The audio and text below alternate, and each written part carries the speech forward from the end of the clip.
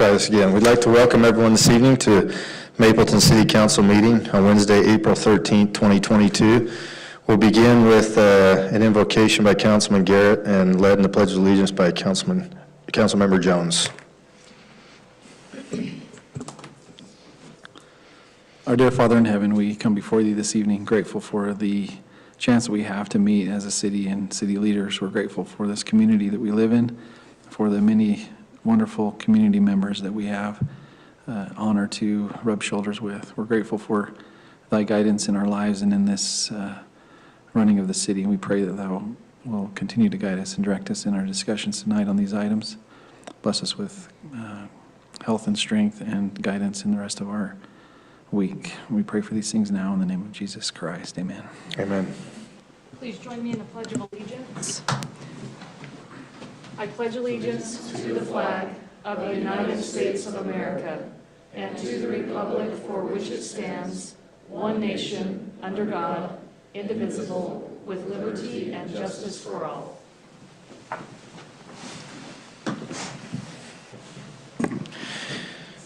All right, we'll begin with our public forum. We had one individual sign up, Colton Purcell, who has signed up to come speak in public forum. If you would like to speak, Colton, towards one of the items on the agenda, you're welcome to wait for item 6. Otherwise, all right, let's do it now.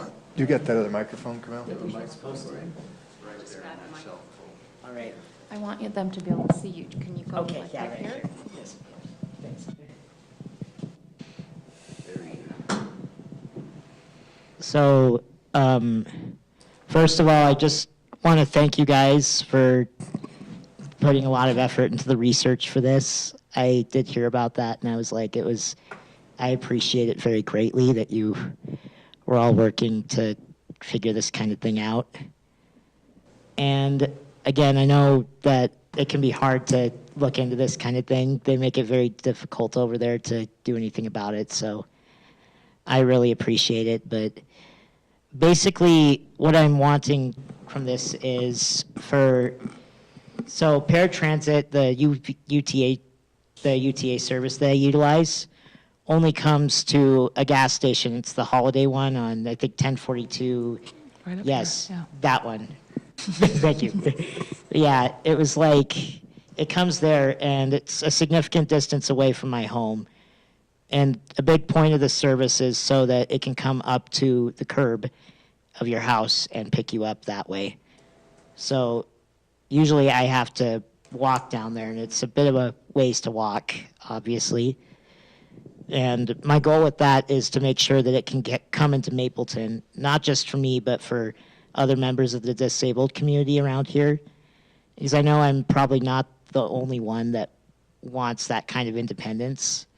And this service does provide that significant level of independence for people like me that really desire it. And it's designed to pick each individual up at their home? Yes. Okay. Yeah, basically, this does provide a level of independence for us. It provides a way for us to get to work, provides a way for us to go to physical classes should the need arise. Colton, will you explain a little bit more why it's not picking you up at your home? I believe this was expressed on in a community group online, correct? Yes. So I don't know if everybody is aware of that.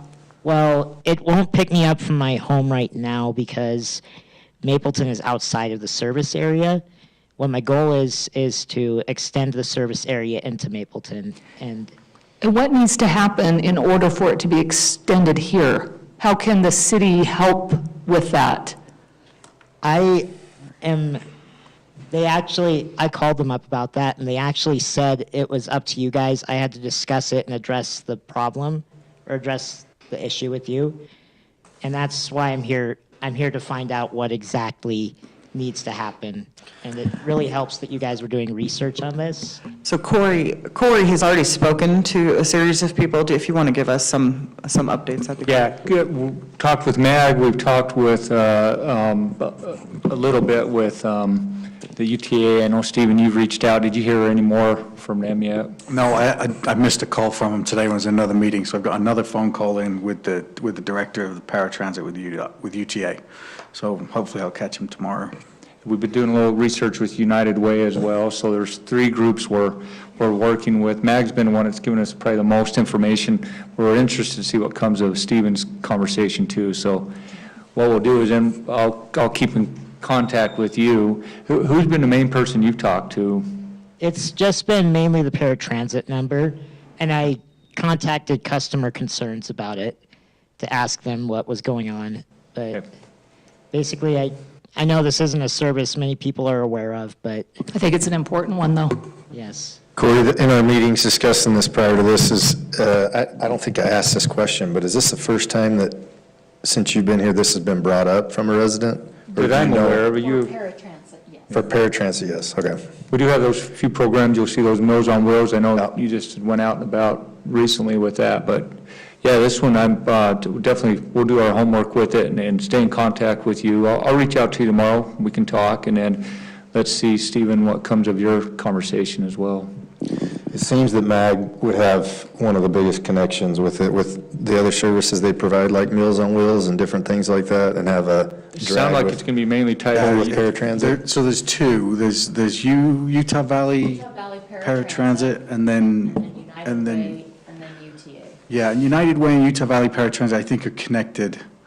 But I think your contact has been UTA, and Yes. trying to use the UTA service is what I understand. That is correct. Right, so that's who I've reached out to and tried to figure that out. It seems like that's a bigger network and a more extensive service that UTA provides rather than the Utah Valley Paratransit. But again, I'm kind of new to this. This was a new one for me, so I'm learning a lot. It's been interesting.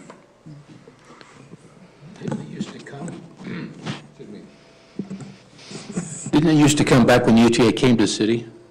I don't know if it went to homes. It was Okay. coming around this area, but I'm not sure if it actually went to a specific homes. That's been how many years ago? Yeah, good. I know it's been a long time, but I was It's been living here. before my time working Yeah. at Mapleton. Probably about 18, 20 years ago. Okay, I remember it coming into town anyway. Yeah. Well, Colton, we appreciate you bringing this to our attention and helping us shed some light on it so we can go to work on it. Thank you for doing the work on it. Thank you. I think it might take a few days to get it figured out, but I just want to be sure to voice my Thank you for support. being independent. Whoops. I'm so sorry. You're fine. Maybe just a little bit more, if I can, if that's all right, just from what I found out. It's UTA they do provide a curb-to-curb, origin-to-destination service, so it's definitely, it's not an unreasonable request. It's like fits right within their program.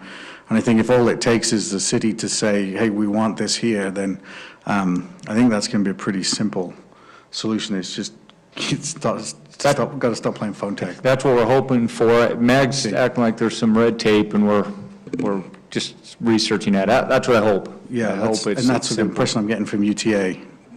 So, Good, good, I like that. Great.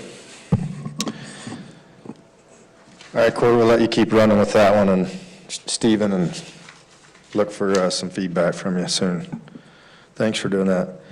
We'll move forward with our agenda, which we have 4 consent items on the consent agenda. We'll look for, see if anybody has any questions or whatnot. If not, we'll look for a motion. I have a quick question for Logan regarding the grant. It's just, I've read through the requirements. Is there a target project for this, that this grant money would go towards? Not right now. Okay, great. Then I make a motion to approve the consent agenda. I'll second that. A motion by Councilmember Jones, a second by Councilman Beck. Carlson, yes. Egbert, yes. Beck, yes. Jones, yes. Garrett, yes. Great, we'll move on to item number 5, which is a discussion item. Camille Green with Polly will present an organizational engagement tool that serves as a centralized platform for cities. Polly enables the ability to connect your community and collect real-time data to better understand your residents. Madison, we'll turn it over to you. Thank you, Mayor and the council. So I know with the nature of my position, I'm constantly throwing coals into the fire of how we can increase our communication, with our residents. And as you know, we have a couple of projects in the works. So before I introduce this Poly platform, I just want to give a couple of project updates with what we have going on right now. So we've been talking about a rebrand, and I've been working closely with Corey and Dallas, and we've met with a couple companies to talk through the need for a rebrand and logistics there. And with spring break last week and people being out of town, things have kind of slowed down, trying to get everyone on the same page and conversations at the same time. But now that everyone's back, we are hoping to have final conversations this week and next week, and we'll make a decision and we'll have an update to you once those conversations take place. And then with the website, we're still kind of sitting on that right now, waiting for the timeline of the rebrand. It is ready to go. We could have it up and running in about a month or so, but we kind of have two options: to let it go live and not really announce anything, and then include it in the advertising of the rebrand, or we can continue to wait until the rebrand is completed and then have it go live with everything else. So I was just wondering if the council had any thoughts about the timeline for the website. So essentially like a soft launch. Yeah. Yeah, I have no objections to that. I mean, if the functionality itself is going to improve the user experience, I have no objections to doing a soft launch and then a formal, bigger announcement with the branding. I agree with that. Yeah. Okay, great. I'd rather go live sooner than later. Awesome. Me too. Sounds great. Well, I will pass that along, and we'll make sure that everyone internally is working and getting things ready to go as quick as we can. We'll keep you updated with the timeline of that soft launch, and then, again, the timeline of the rebrand. And then I'm really excited to share another project opportunity with you. Over the past couple months, there have been many conversations among department heads about the possibility of an app to connect with our residents. And is this something that could help with real-time updates, whether it's, hey, it's raining, games are canceled tonight, or don't forget the PI system's turning on tomorrow, make sure you're ready to go, and this and that. And a couple weeks ago, Corey, Bryce, and I met with Camille Green to discuss his app, the Poly platform. And we saw a lot of potential in this project, and so I'm super excited to turn the time over to him and let you learn more about Poly platform and how it can benefit Mapleton City. Madison, do you want to grab that mic? You can bring it over here if you want, just so they're not tripping on it. Awesome. Well, thank you for the introduction, Addison. Good evening, everyone. My name is Camille Green. I'm the founder and CEO of Poly Platform. And so today I'll kind of go through a quick rundown of the slide deck, but I want to, one, kind of give you a better illustration of myself, who I am, and really the conceptualization of Poly Platform and what it does and what it can do for your city. And so me, I'm born and raised in California. My mom, was on city council. She did a lot of different stuff from a civic engagement standpoint. So, I can distinctly remember passing out flyers from person to person, can you vote for my mom? Can you vote for my mom? And so, growing up in the Silicon Valley, I already had a passion for government, but I had a passion for technology as well. And so I had the opportunity to play football at Washington State. Then I later transferred to play football at BYU, where I studied political science. And then upon graduating, I ended up kind of jumping more into the entrepreneurial realm of things. So working for multiple different startups, but it felt like I had this void. And so I went back to school to get my master's in public administration. And that's where I emphasized in local government and federal government. And so, I worked, upon graduating, I worked for, the federal government and national security for a little bit, but that moved too slow. And so I decided to kind of, get my feet into local government. So worked a little bit within that, worked for Eagle Mountain City for a temporary period of time. It was there when I really started to see the problem when it came to communicating with residents. For a lot of times it felt like we were yelling in an empty room. It felt like there were so many different tools that we were paying for at the time, but it just wasn't necessarily solving a problem, from paying for a Qualtrics tool or SurveyMonkey, but then you had to fight to get the attention of the residents, and then at many times you had residents that really just did not know what was going on. And so I seen that, one, there was antiquated technology, there was tons of technology, it was hard to really have a voice to stick. And so that's when we ended up building out Poly Platform, which essentially is your one-stop shop. And so that means now a resident has a one-stop shop where they download Mapleton City, rather it's My Mapleton City or whatever name you want it to be, where they have a one-stop shop to know what's going on and receive that information. And now you, as an administrator, you're not yelling to have a voice that sticks because you have your own echo chamber. If you can go to the next slide, please. And so really this just kind of talks through the use case. The biggest thing that we've seen is that from a resident standpoint, they now have a one-stop shop. So when it comes to receiving push notifications, when it comes to, even the integration with Express Bill Pay and having a one place to pay your utility bills, when it comes to reporting issues like, hey, there's a bump in the road that shouldn't be here, or there's a dead deer in the road, you now don't have to compete and go to multiple different barriers of entry to kind of get your voice heard as a resident. There's polls, there's surveys, there's a whole heap of tools really built in for the resident to have a one-stop shop, but also kind of diminish time, but also strengthens the voice for city administration. Next slide, please. And so this is really the mobile app. And so this will be accessible in the Android store as well as the Apple store. And so this is not, this is branded for you all. And so this will be, rather you want it to call it My Mapleton City or Mapleton City app, this will be your tool where you can now access that in the app stores. Next slide, please. And so this is just kind of just a use case from the administrative side. Again, administrators will be able to send out polls. So for example, if you all want to send out a poll and say, hey, what were your thoughts on the city council meeting? Whether you want to open source so you can actually get feedback and get that information. You also have an analytics tool. And so we have an analytics team that actually runs that analysis for you. So now you're able to gauge sentiment, and now you're not, getting a shifted or coarse narrative because so-and-so who's the loudest one in the room on Facebook is shifting the narrative. Next slide, please.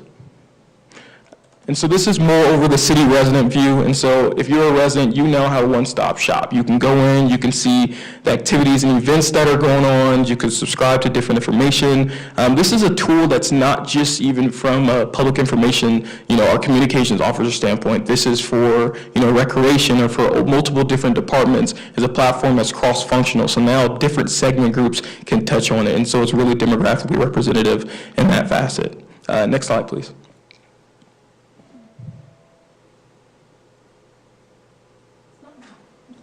Maybe. Perfect. So this just kind of talks through the different external uses in which it can be used. Again, the main goal is that it is a one-stop shop for residents. You can message on the tool, so if they wanted to send some messages and kind of ask questions or report issues, there's multiple different ways you can utilize it. And so we'll go to the next slide to kind of really touch on the multiple different features. And so here's a quick look at the different capabilities that it can do. The biggest thing is that right now a lot of municipalities are paying for multiple different tools to get the job done. So they're paying for a notification tool, they're paying for a survey tool, and then once they get their information, they're probably outsourcing their information to a Y2 Analytics or some consultant group to analyze the data. Well, we do all that in one facet. And so when it comes to instant notifications, where you can send out, hey, here's a notification because there's a rain out for this softball game, or there's an event coming up, or whatever it is, you can send that instant notification based off that specific activity. There's mass notification, so if there's a weather advisory or there's something going on, you can notify residents on that. 411 messaging, it's a mobile app, but it's also a web platform as well. And so again, going back to that demographic representative, some people may not want to download an app, they can access it via the web portal as well. There's questionnaires, there's surveys, there's polls. It really is designed to not just be a communications tool, but actually an engagement tool to help develop community. And so now more people have a voice. You can push those polls, you can push those surveys, and then on top of that, you get the analytics in return for that as well. Next slide, please. And so a lot of times when I'm presenting this, they say, well, this is a robust tool, there's a lot going on, what is the ease of use? It's fairly, easy, it's intuitive. Our dev team actually looked at you all's current website, it integrates really well with that. But the biggest thing is this is 100% cloud-based. And so if this was something that you said, you know what, we want to get this moving forward now, it's a 2-week process. It's just a matter of, our dev team building in a backend API, pushing that out to the app stores, and then them approving it, and then we create, a marketing plan to push forward with it. And so fairly intuitive and easy process. Next slide, please. This just talks through the different notifications and ways in which you can use it. So rather it's emergency notifications or instant notifications, you really have the ability to kind of send those out, and you can do that if you're, from your phone. So if there's a huge problem, someone doesn't have access to the computer, they again can use all these capabilities from just their mobile phone as well. Next slide, please. This is one that, I'm really excited about. Again, I was, working with different cities, and I had to do the analysis sometimes when it came to us getting back a raw Excel spreadsheet and me having to run the regressional analysis and kind of decide, is this statistically significant, is it not? And so that was one of the biggest things where I wanted to bring in our analytics team so that they can help analyze and help even build out survey questions, because sometimes, there might be forward-leaning questions. I know one of the biggest things we did is while working with West Point City, they had a survey where they asked one question. They said, well, how often do you show up to city council meetings? And 90% of the respondents said never, and one person said 15 or more. And typically who that person is, right? But the next question that was asked was, would you want to participate in more surveys and more activities like this? And at 95% it said yes. And the reason why I denote those two questions is because someone who may not know how to write survey questions might have just operated off of that first question, meaning people don't care. They're not showing up. Perception is reality. But the biggest thing is that there's a lot of variables coming into play, right? Not only do you have a pandemic which accelerated digital communication, you really have a lot of things that are changing. And so what this is here is this is your digital front face to your city hall, where now residents can ask questions, they can respond to polls, they can have a voice, but they can actually be in the know and strengthen community from that. And so building the in-house survey and in-house poll tools was a cool part that I'm excited about. And so that's essentially surveys and polls. Next slide, please.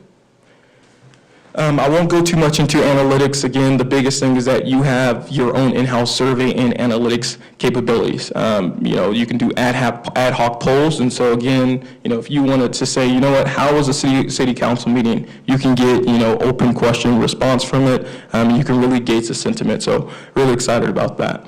Next slide, please. Perfect. This right here is really just a cost juxtaposition. Like what I was saying earlier, a lot of times, entities or municipalities are paying for some type of survey tool, whether it's Qualtrics, SurveyMonkey, et cetera, some type of notification tool, Everbridge, or whatever that might be, Constant Contact for newsletters. Maybe they want to build their own app. They're probably using some outside consulting group to analyze their data. What we're essentially saying here is we do all those things at a fraction of the cost. At the same time, you now have a one-stop shop, so your residents aren't having to fight through the noise to understand what's going on, and then you, as city administrators and elected officials, have a one-stop shop as well to have a stronger voice. Next slide, please. And so that is Poly Platform in a nutshell. Thank you for the time. Are we taking Questions for Kamel? Yep. Sign it up. I have lots of questions, and now might not be the surprise. Yeah. Now might not be necessarily the time, but obviously the price point's important. I love what you've done, the quantity of things that you've been able to integrate into the system to replace all those individual things. One of the questions I'd have for our team is what exactly does this replace, and what is it redundant to? Because the new website has a lot of this functionality in that we haven't even tried yet. So there are quite a few things that the integration I'd be concerned about. We're replacing going to a pretty standard website that I'm sure would have no problem with API in the system. That's not my concern. It's avoiding redundancy and wasting money. Yeah. So we'd have to figure that out. Yeah.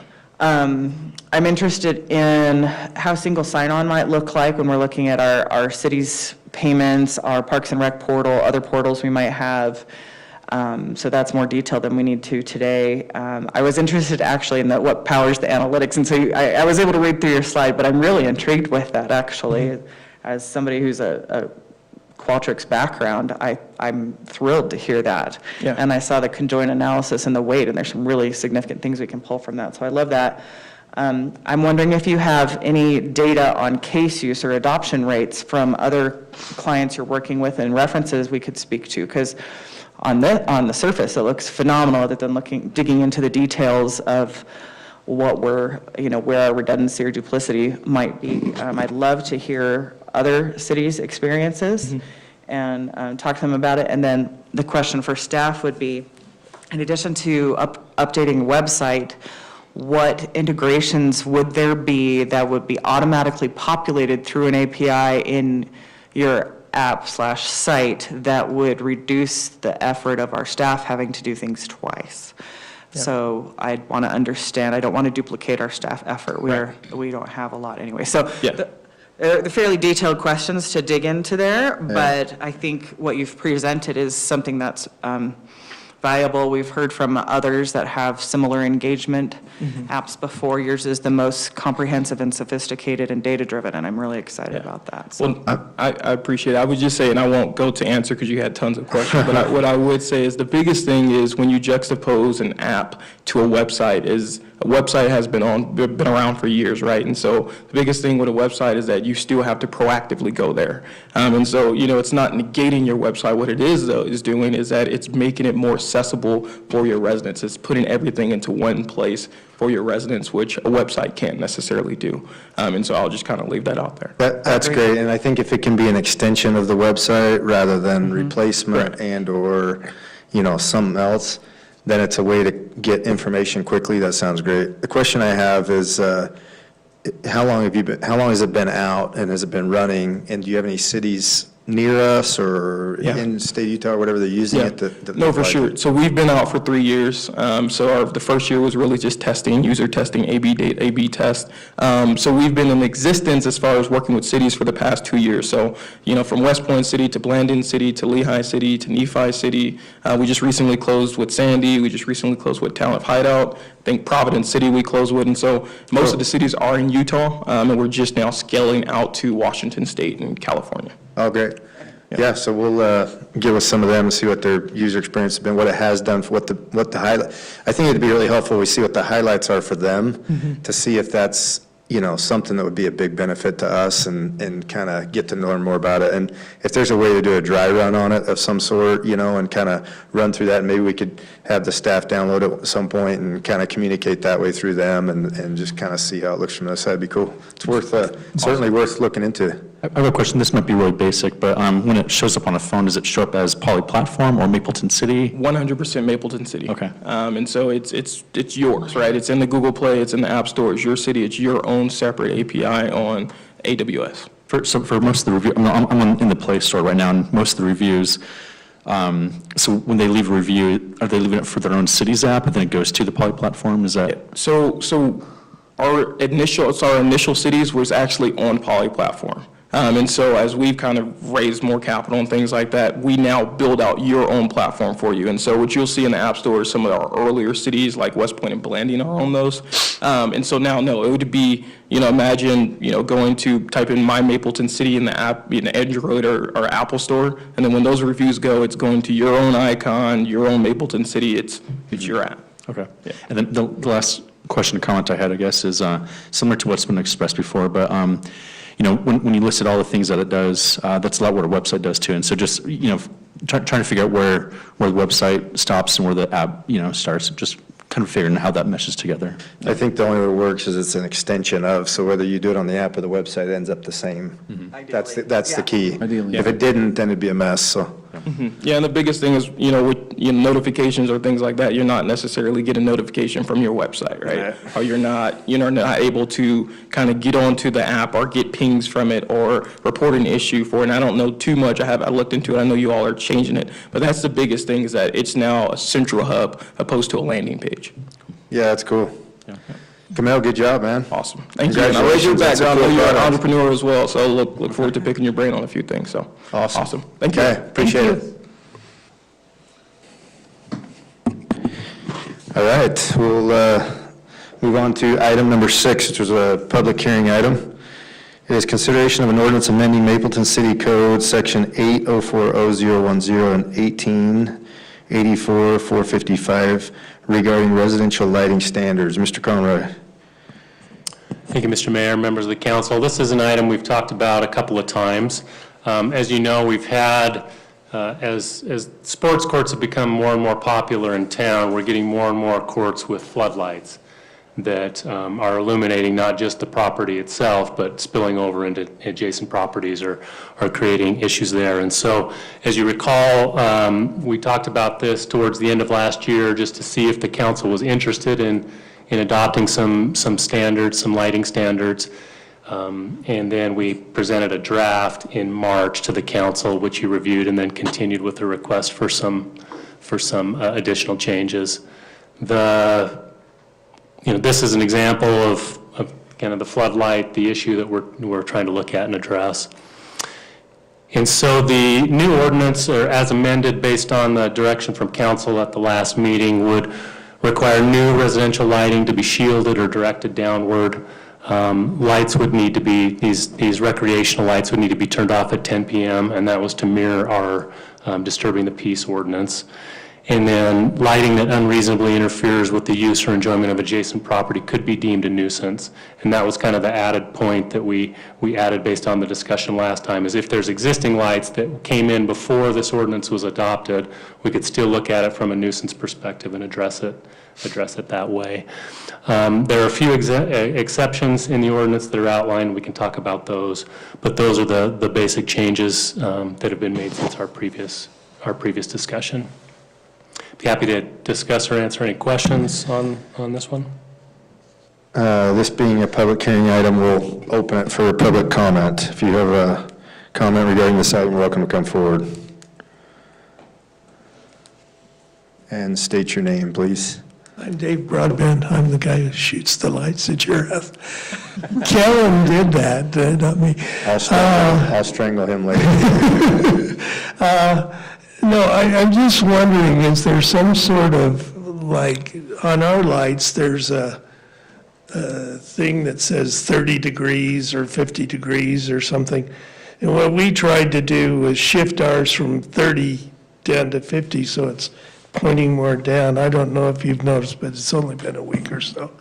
So the way that you shield lighting, commercial lighting with a photometric plan is by actual shields that you install underneath the lens. So you remove the lens and it's a shield it's little plastic pieces that shield it so that there's a image that Sean has, but you actually direct the lighting. So if you drive by the pickleball courts at night, for example, you'll see when it's really dark outside, you can see the direction of the lighting, and they spend a lot of hours there perfecting it, but the light goes right to the edge of the fence, and you can see it doesn't encroach the property lines. That's what we're talking about, and then that also makes it so that when you look at the light itself, that the beam of the light's not looking at you in the eye. The shield is what keeps that from happening. So all the lighting manufacturers make them, and it gets installed underneath the lens if you remove them.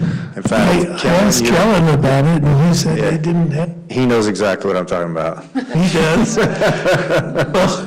So, and the good thing is they're cheap. They're $5, $10, $20, so it's a cheap fix. But Well, that would be great, because we got two headed towards you, but all the others are headed towards us. The one thing I was wondering about is this third one is kind of how do you quantify that? That unreasonably interferes with? Are you referring to lighting that unreasonably interferes with the use or enjoyment of an adjacent property? The clear language, the full language in the ordinance includes as a result of being unshielded or spilling over onto adjacent properties. So that's what we would look I at. mean, to me, you told me that some of our renters had turned those lights on. We've put a timer on there, so it goes off at 9:55. So if you just get me one of those remotes that goes with it, then we'll talk about it. But you call us if you get issues. So, but I'm just, it's a little nebulous, that third one. I have no problem with the 10 o'clock, and I'll have to look into the shielding more, because I sent Kellen a text, and he said they don't make one. It's because he's too busy. Oh, is that why? Okay. But the adjustment to 50% should significantly help that. To 50 Yeah. on yours, and we also shielded, adjusted what Sounds good. Good evening. My name is Jennifer Pullman, and this is the first time I've ever been to a city council meeting. Congratulations, Thank that's you. excellent. Welcome. I'm We expect to see you more now. Thank you. Keep talking about this, and I'll be here.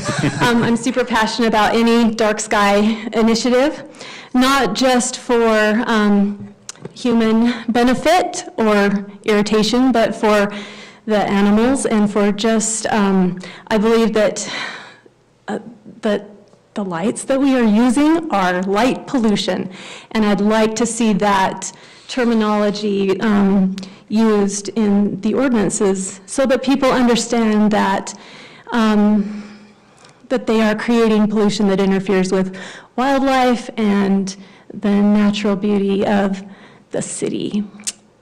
And I'm not interested in just residential, but also as far as the city goes, to be using appropriate light measures at night. And what else? Not just the citizens, but the city, and not just the people, but the animals. Okay, I think that's it. All right, great. Thank you. Good job for your first time. Thanks. That's excellent. Jennifer Pullman.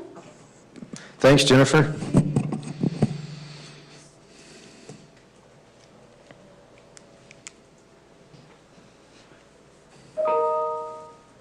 I'm Dave Heldenbrand.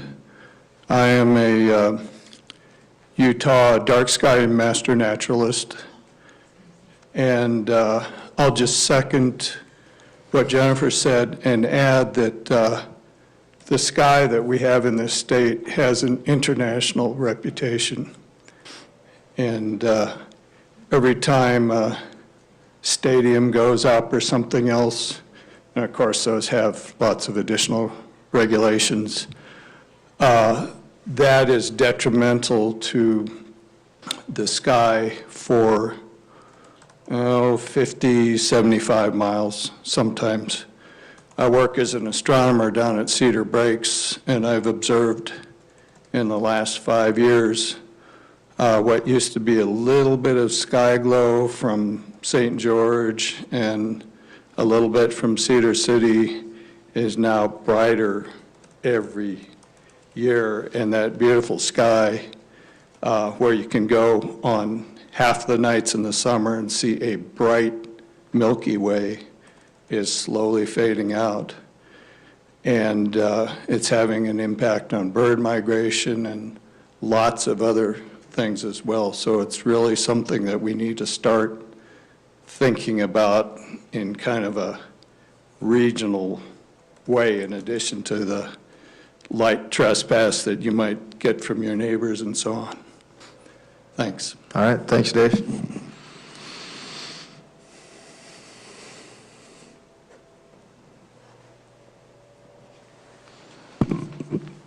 Seeing there are no more, we'll close the public hearing and turn back to the council for any questions or comments for Sean.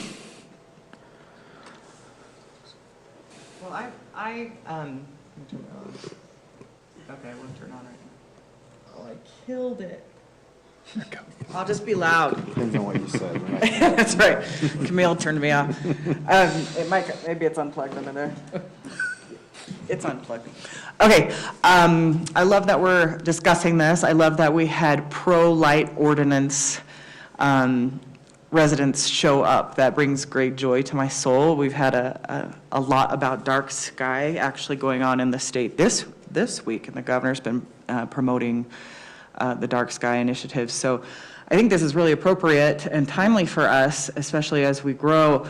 I mentioned to Sean an area of confusion for me was regarding holiday lighting, because we see the increased popularity with holiday lighting year-round, and this ordinance doesn't address that. It says November 15th through January 15th, so assuming that would be traditional Christmas period, we have lots of homes in our community that leave lights up year-round and change them for every single holiday, and I'm not suggesting that we don't allow that, and the lumens requirements may control that, but perhaps our language could be a little clarified to address those situations, or even remove the November through January in exchange for the lumen standard, which presents the measurability of it.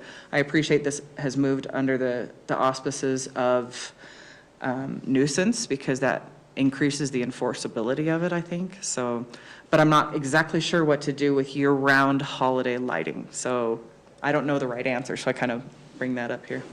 And now I'll fix my mic. Well, were you going to say something? No. All right. Can I just say something quick? Sure, go ahead. My name's Greg Booth. I've only lived in Mapleton for a year, and I've noticed some of this lighting issue, but I think the big issue is the LED lighting now that is more strenuous on the eyes and a lot brighter.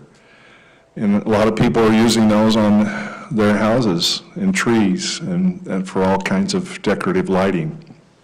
And so I'm not trying to tell people not to buy LED lighting, but you can just really see the difference. And if somebody decides to leave their LED lights on all year round, that can create a problem, I believe. Thank you. Thanks. Doesn't Jessica, the date, though, discourage those holiday year-round lighting? Or am I missing think it would this? discourage it, but is that something that we're intending to, I mean, most of this kind of ordinance is going to be by complaint enforcement, right? But there's so many people that have that and fully intend to have Valentine's red in October, and then they have lights for their favorite sports team during March Madness, and I just don't know where the line gets drawn or not. So to me, it's either you have it or you don't. If you either say November 15th through January 15th, then it's enforceable, or you pull that out and you have it based on the lumens factor, which is a measurable year-round, whether it's LED lights installed or ridiculous tree lights or basketball lights or whatever, and it's based on a scientific measure of light as opposed to a holiday display. My thoughts would be to approve it as it is right now, and leave the dates there. And as we see more concerns or issues come up with the example that you have shared, then I think that's something that we could address at that point. I'm fine with that. Yeah. So with that, I'm prepared to make a motion to approve this if that's where we're at. Go ahead. Okay, make a motion to approve this. I make a motion to approve the ordinance amending Mapleton City Code, Section 8.04.010 and 18.84.455 regarding residential lighting standards. Second. We have my motion by Councilmember Jones and a second by Councilman Garrett. Egbert, yes. Beck, yes. Jones, yes. Garrett, yes. Yes. Great. Thank you. We'll move on to item number 7, which also is a public hearing item. It's consideration of an ordinance amending the Mapleton City Code 2.48 Historic Preservation Committee, and we'll turn that over to Mr. Branch.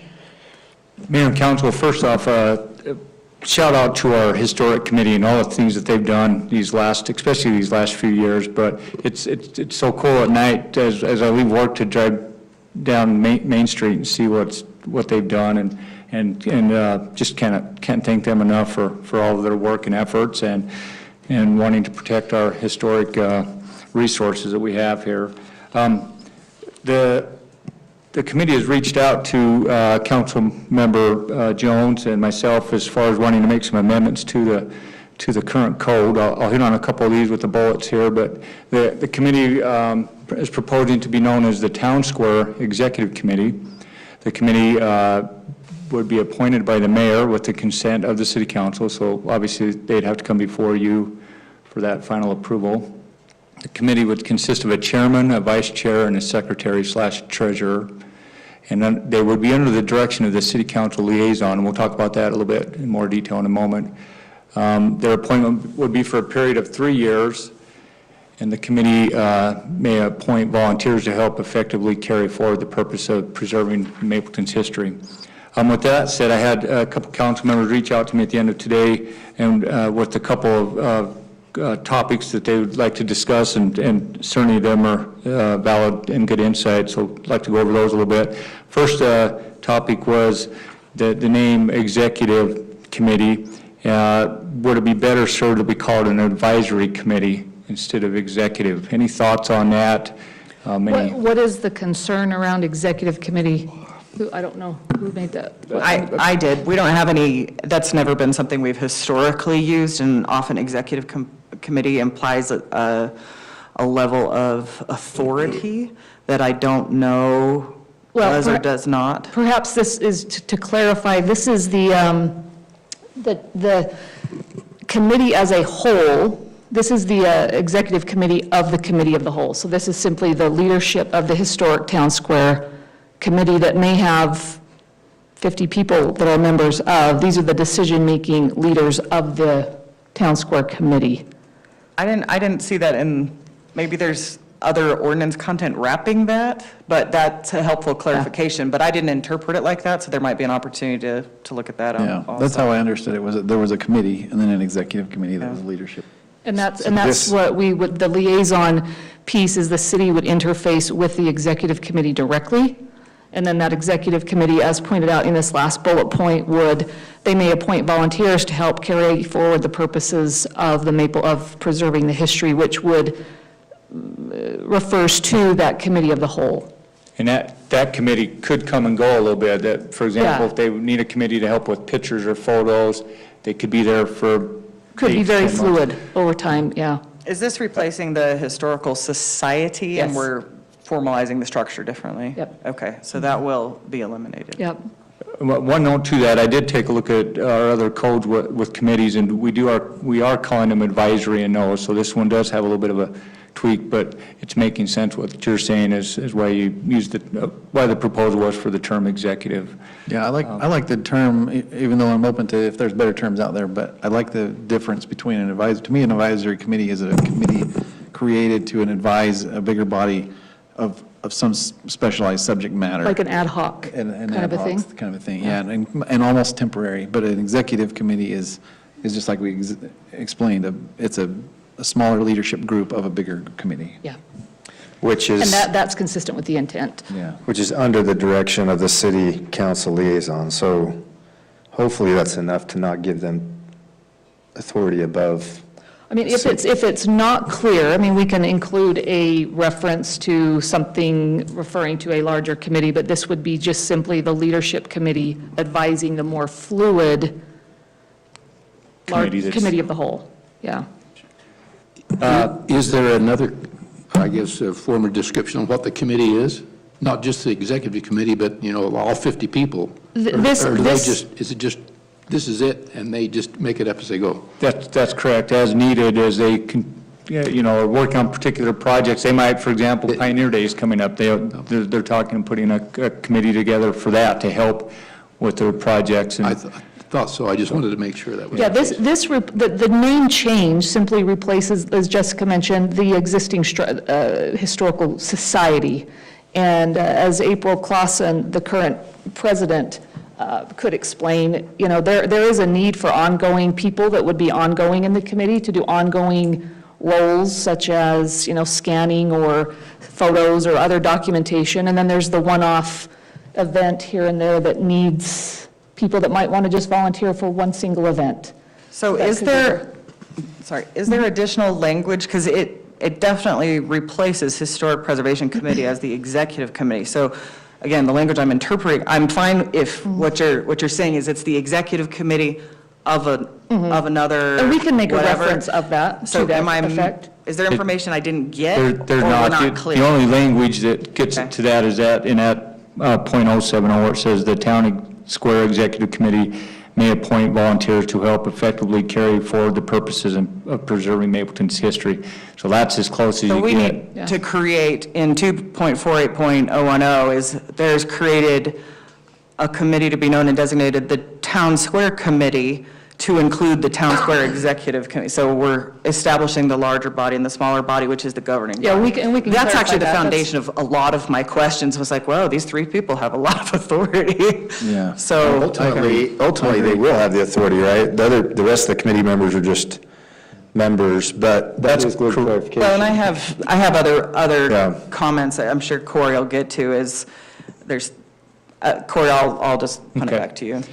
Yeah, and I'd only add to that, didn't, Mayor, you hit on that. We're finding with this committee, and they did a fabulous job, but they do come and go a little bit.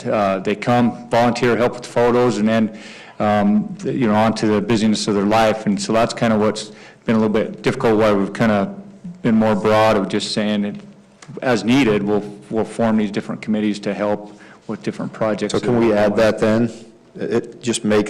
Just clarify that this Town Square Executive Committee is the executive committee to the Town Square Committee. I think that's a pretty help. straightforward clarification.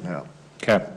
And next one, 2.48.020, it talks about in there, call him chairman, and the suggestion was call him chairperson, vice chairperson. I totally agree with that. That's fine, That makes yeah. sense to, Or just chair and vice chair, Yeah. just, yeah. do you want me to just go through my list? Yeah, Would feel that be free to, effective for yeah. you? Okay, so in that same area, it was unclear to me if the city council liaison is a member of the committee, because we expressed it's a 3-member committee, and then we expressed there are 3 officers, but then we referred to under the direction of the city council liaison. My recommendation would be, it's a 4-member committee, and the city council liaison is also a member of the committee, or That's not the intent. what's the intent? The Yeah. intent is that the city council liaison is simply a liaison between the committee to the city. Here's an example would be as the Town Square Committee is coordinating for the 24th, for example, or any number of the events at the city park. There's a lot of integration and interaction with the Parks and Rec Department. And there could be a number of, there might be different people on the executive committee that have in the past and may continue in the future, reaching out to Logan or different staff members on the Parks and Rec Department. That's not only inefficient, but it's just, it takes them away from their jobs. So just funneling it through one main point of contact to navigate that aspect of it. That's the intent. So that liaison. But they aren't a member of the committee, the council member is not a member of the committee? The executive committee, no, not as one of the 4 people, no. It's simply that liaison to communicate between the committee to the city, Okay, are they a member of the larger committee? if they choose to be. Okay. That one's As with anybody who wanted to be a volunteer in the larger committee, they could be. Now, and again, the goal would be that executive committee would report to the city council. That's what I was going to get at. I don't know, would we want them as a member of the executive committee? It seems like executive committee is, for example, if they wanted to vote on something, to do something. I don't and necessarily. They said, care yes, about we're going to that. do it. Well, they got to get approval from the city. And so the person we send there would be this city council liaison to say, yes, that's okay to do, or no, it's not. Kind of like your Parks and Rec and whatnot. I think It'd be they that- just either are or not a member of one or are. It's the liaison concept's just a little. So adding member. who is not a member of the executive committee, like that type of clarification? Like clarifying that they are not a member of the No, I think executive you're committee? saying it's important for them to be a committee member. I think they need to be a member, but they could be of the greater, I'm just wanting it to be a more formalized role, because liaison is just kind of. Well, I think moving forward, me personally, I am a very natural fit for the committee, the general committee as a volunteer.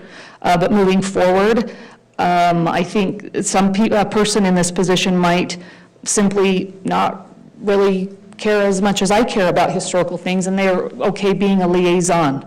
And so I think by that interaction, they're involved enough in the business of the committee that requiring them to be part of the committee, I guess it formalizes it more than what I think it needs to be. So who does it report to? One of my other questions was. I am the liaison currently. I mean, what department? Is this under Parks and Rec? Is Yeah. historic under administration? Where do we lump this if we org chart it? Yeah, this one's been an interesting one over the months as we've been talking about it. And then this committee's been a little more tricky than other committees we've dealt with, and you hit on a little bit with it. What we're finding is the committee would come and say, hey, we got a question on the financing. All of a sudden, they're working with Bryce.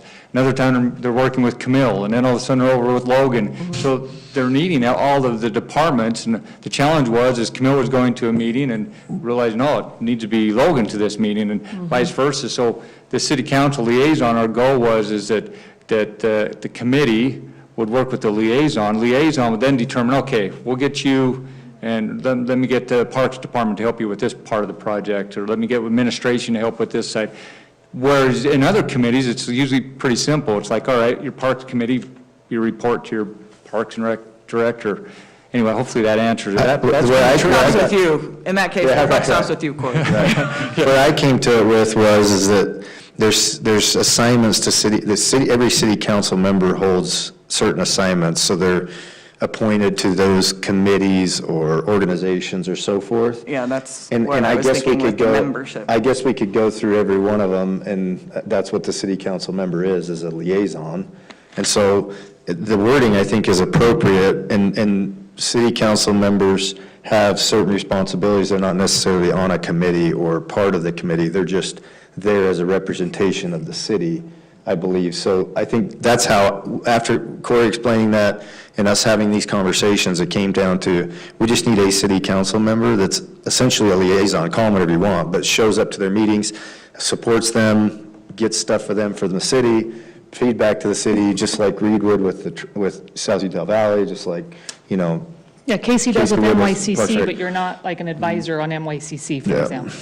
Yeah, I think where the waters are muddy is where decisions are made. If a liaison can help with making a decision and has the power to help make that decision, then liaison is fine with me. But like in the case of the newly formulated City Fleet Management Committee, I, as a liaison, am assuming that I would be a member of that committee and help make decisions on that committee. So if it means that I need to be a member of the committee to help make those decisions, then awesome. But I think it's kind of the same exact function as far as we're talking about both committees and all of these kind of not really stuck in a department committee. It's kind of citywide and it kind of floats. So either way, I mean, I'm comfortable with it being, with the city council member all automatically being a member of that committee. Just by By default, a you're default association, supporting, you're by their engaged. assignment, Yeah, no? yeah. And that's really the intent of the way it's set up with the liaison. Yeah. Yeah.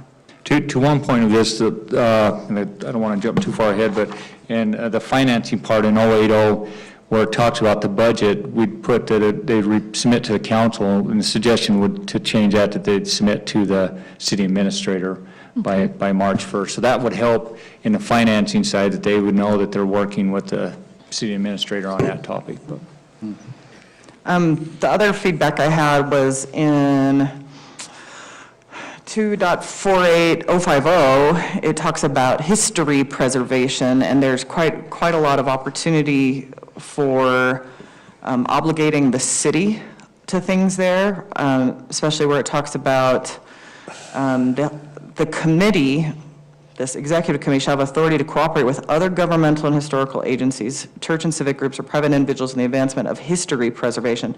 I don't know if that's historic or history. I don't have a dog in that fight, really, but a lot of things can be classified on there, so it was just a flag to say, okay, is there an approving body to review things that would obligate the city? And then under 060, it's, again, I feel like it's pretty broad. It's kind of like they can organize and do a whole lot of things, which may or may not be okay, but I'm unclear about definitions for the leisure time of the people. Who are the people? And what is considered constructive and wholesome manner? I don't quite know those definitions in this context. And just to note on that one, that was on a previous ordinance, not to say keep it because of that, I just mentioned it, that's. Yeah, it was didn't already- raise any ire in the revisions, we just left it there. I don't think it's ire, it's just unclear. I have no ire about wholesome manner. But I don't know what it means or what the leisure time of the people really, like, does it matter in there? In 080, when we're talking about finances, there's an "and" that suggests we'll use taxes, fees, charges, and money. I think that's a pretty broad sweep. Where are you at in that one, that section? 080, just the first sentence. And I was, more I looked at that, I was maybe recommending we just eliminate A. I don't know if it even needs to be there, I can just keep. Yeah, my recommendation was the annual budget shall allocate funding to maintain historic preservation facilities and activities. It could be a lot easier than that. I don't really like that there's taxes and taxation used in this, Yeah, and again, this it was- committee. there's verbiage that was there before, but as I looked at it, I'm like, yeah. Well, and I think as you read it and understand the way things have gone in the past, if things, capital improvements, this is city property, and so if capital improvements are required on any of these buildings, that is an appropriation from the city budget. And so we can clean that section up, but I do think it's important to have in there an acknowledgement that as part of the appropriations process, there are capital expenses that may need to be allocated. So for example, this spending of money in C says that the capital budget shall be prepared in sufficient detail so that it may be adopted as whole or in part by the council as part of the annual budget as required by law.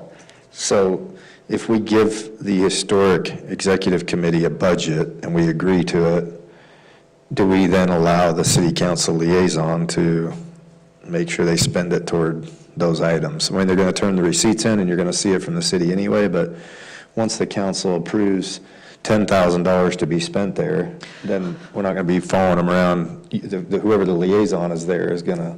Well, and I, in the conversations that I've had with April Clausen and Mary over the last couple of years, this is referencing, if the roof has to be repaired or replaced, right? That could be $30,000.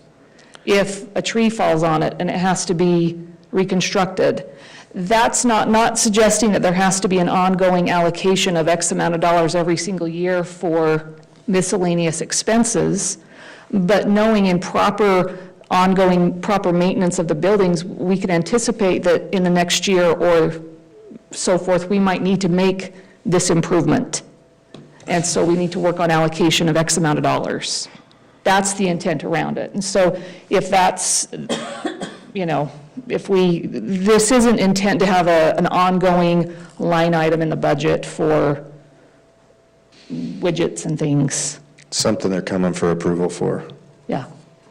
So my last concern is related to that, and it's in B of the same finances section. We talk about, in compliance with the receipt policy, the executive committee can set fees and charges, and then it goes on to talk about for the establishment, improvement, or maintenance of historic preservation facilities and activities. Again, it feels to me in a bubble where we're talking about fees and charges. When we work with anybody else, we have a larger conversation about that, but perhaps it would be resolved if we just said, in compliance with existing Mapleton city policies and procedures about the setting of fees and expenses over $25,000 or whatever it is. Well, and just to put this is a receipt guidelines. policy regarding a donation or a gift. A specific activity there might be a fundraiser that's done, and it's sponsored by the Historic Town Square. There may be some other initiatives that, we're not going to charge to get in to see the Historic Museum, right? It's not going to be a fee for admission. But I was wondering too, do we change the word set fees to collect fees, and maybe that softens the. Could be, maybe that It's not softens, yeah. It's not Yeah. they're setting the fees, they're actually just collecting Collecting. what. And our thought also with the receipt policy to change that to the city's finance policy, so that puts it Okay, as. and for the record, the receipt policy did come from Bryce himself, so we can change it to whatever we need to, but he advised us on that. Yeah, and that, yeah. I talked to Bryce a little bit before the meeting on that. Set versus collect are very different terms Yeah. for me on that, so I Yeah. think that's good, and I appreciate a line that's, with whatever policies or reference to the specific policy that they need to comply with. I think you can blanket the whole policy that we abide by the Mapleton City finance policy. I agree. All of it. and then we're good. I think you could, take it all out and just refer to X document. Okay, good. This is a public hearing. Another one Yeah. that we did, that I thought was some good insight was the terms on the positions. And a couple of other committees we have kind of read such as this, members may be reappointed for a second term, but shall not exceed 2 consecutive terms. When possible, the terms shall be staggered so that the terms of no more than 2 members should expire in a particular year. Corey, what are you reading? So if you go to 030, All we're doing is, in that one, is just saying that they're appointed for a period of 3 years, and we don't get into any specifics as far as can they be reappointed. And so I was looking at a couple of other committees, and they do have that on there where they can be reappointed for a second term. And then they also try to stagger them, like I said, so that you're not losing 3 all at the same time. You're suggesting adding that language? Correct. Oh, got it, Correct. yes, yes, And that would allow for some, yeah. So there's some continuity in the leadership. yeah.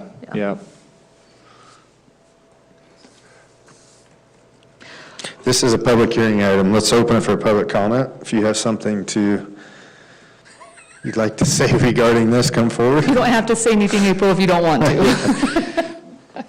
Maybe we beat it up enough. If you wanted to weigh in, you're welcome to do that. Please do.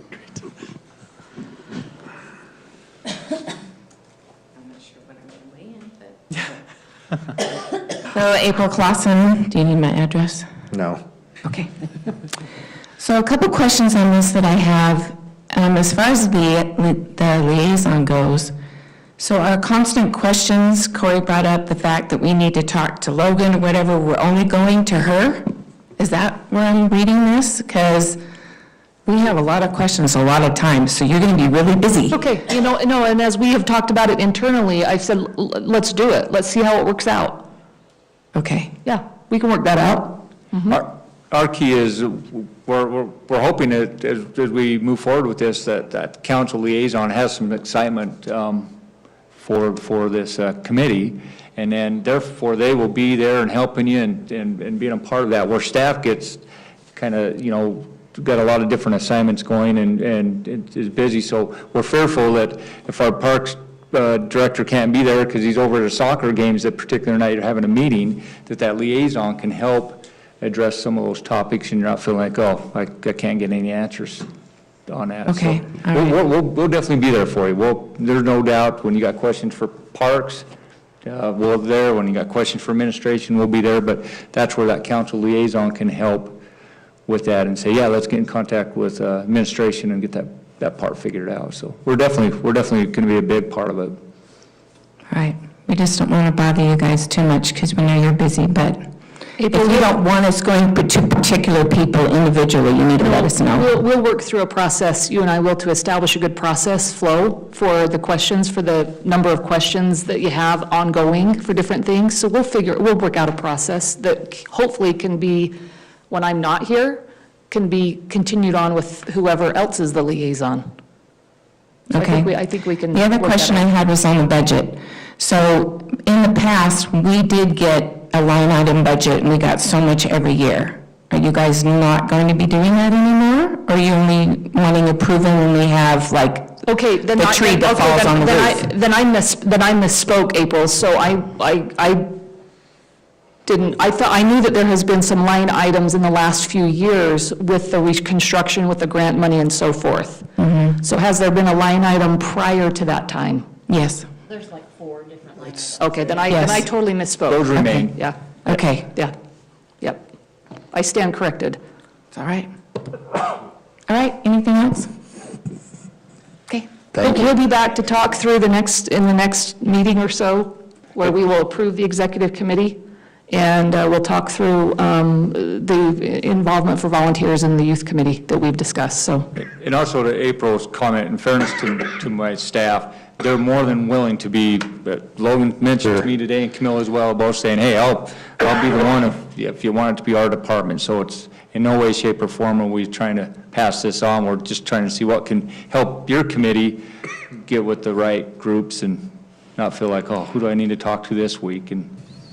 Well, and there's oftentimes where I've been meeting with Corey on a few other things, and I've brought up topics that we've discussed. So I've already have, channels of those communication already established, so then we can just hit on several different topics at one time, including some of the historical things that you and I have spoken of. So it can make just that information flow a little more efficient. I get that, but I do know, as Mary was the previous chair, and I do like chair, if that's all right, and vice chair. I do like that I thought we terminology. would fix that at some point, too. I do know that she had some budget concerns, and so I do know that trying to go through you and then trying to do the budget. It just is kind of crazy. It would be helpful for her if she just went zing right there and got her questions answered. Well, and that could be the case. It's just that in your meetings, you say, we need to go discuss the budget, and Leslie may go with you to see Bryce. Yeah. It's not that your communication's cut off, it's not that. It's just a way to help provide better support to you and the committee to get what you need. Absolutely, absolutely. That's And a if it fair doesn't way to work that say way, it. then give her your feedback. Yeah. Okay. I know you won't be shy of that. No. All right, we're good. Thanks. Thanks for your willingness to serve, April. Thank you very much, for sure. Seeing no others, we'll close the public hearing portion. Any other questions or comments?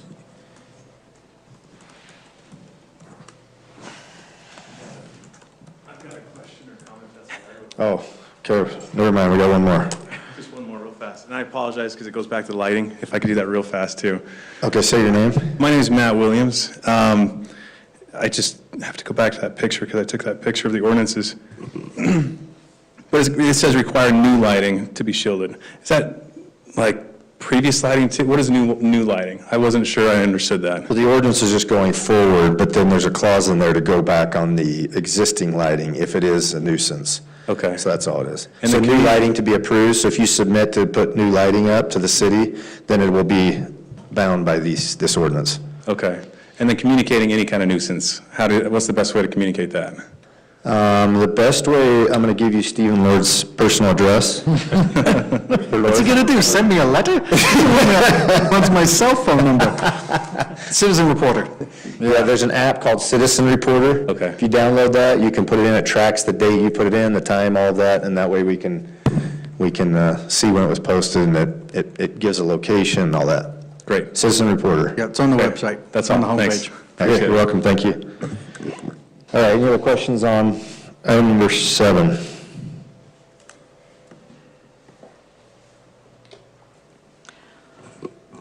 If not, I'll make a motion to approve to approve the ordinance amending the Mapleton City Code as discussed, code number 2.48, including the amended edits that we've discussed. I don't know how else to include those. Is there any formal way that I need to do that? Can I make a substitution? There's so many If you want to outline each one of them, go, absolutely. Yeah. Well, no, I'd rather continue it and send it back to the committee to rework it, because We there's can so do that many too, that's things, fine. as opposed to vote on it. I don't think there's any urgency, but it is an ordinance, so I'd like to be a little more formal with that. By all means, go for it. Okay, I'd like to move that we continue this item and give the committee the opportunity to make revisions as discussed. Second. A motion by Councilmember Egbert and a second by Councilmember Jones. Beck, yes. Jones, yes. Garrett, yes. Carlson, yes. Egbert, yes. Great, we'll move on to item number 8. It's an action item. I'll actually step down for this one as I have some interest in this project. And Leslie, I'll just turn it over to you. I'm going to stand up for a minute. Okay.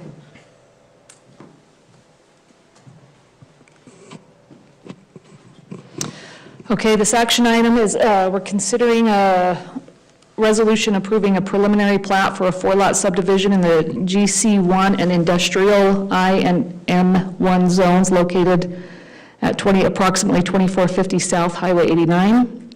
This includes project plans for an indoor sports facility and 5 office warehouse buildings, and a conditional use permit for a storage facility. Sean? Thank you, members of council. So you may recall back in 2019 that most of this property was rezoned. The eastern portion along the highway was rezoned to general commercial, and the western portion was rezoned to industrial and light manufacturing. When it was rezoned at the time, there were a few concerns regarding potential uses here, and so one of the requirements that was requested by the neighbors was that no 24-hour business be allowed in the commercial area to limit the nighttime impact. And so this request would be consistent with that. As Councilmember Jones mentioned, it includes a 4-lot subdivision, a sports facility, it's about 30,000 square feet, 5 office warehouse buildings, and a self-storage facility. So this is the subject site. It's the old Olson Sheep Farm, as you recall, on the corner of 2400 South and Highway 89. This is the general plan and the zoning. The red is the general commercial, and the gray is the industrial area. This is the proposed site plan. If you look on the back, just kind of orient you a little bit here on this map. So the corner piece will be the sports center, the indoor sports facility. The southern lot is, at this time, going to be left vacant, but will be potentially used for overflow parking in case that's needed. Then the office warehouse is to the west, and then the storage facility behind the office warehouse with a little bit on the frontage along 2400 South. The frontage improvements will include a 10-foot asphalt trail on 2400 South. This trail will connect with the trail system in Spanish Fork in the future. And then just standard curb gutter sidewalk and planter strip improvements on 89. They will have the commercial, kind of the decorative lights like you've seen in front of the school and that are going in, along with street trees along both frontages. This is an architectural rendering of the sports facility, really trying to stick with kind of the barn design and feel. This is an image, a photo of a similar facility. And the industrial office spaces, and then the residential storage facilities.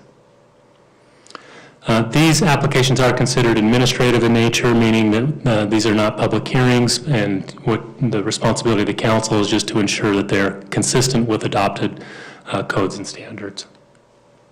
As far as our subdivision requirements, there's not a minimum lot size, but there's a requirement for frontage, which they have met. There are commercial design standards for the portion in the commercial zone. We've walked through those in the staff report, and the project is consistent with those standards. There's also landscaping standards, which are outlined here and in the staff report.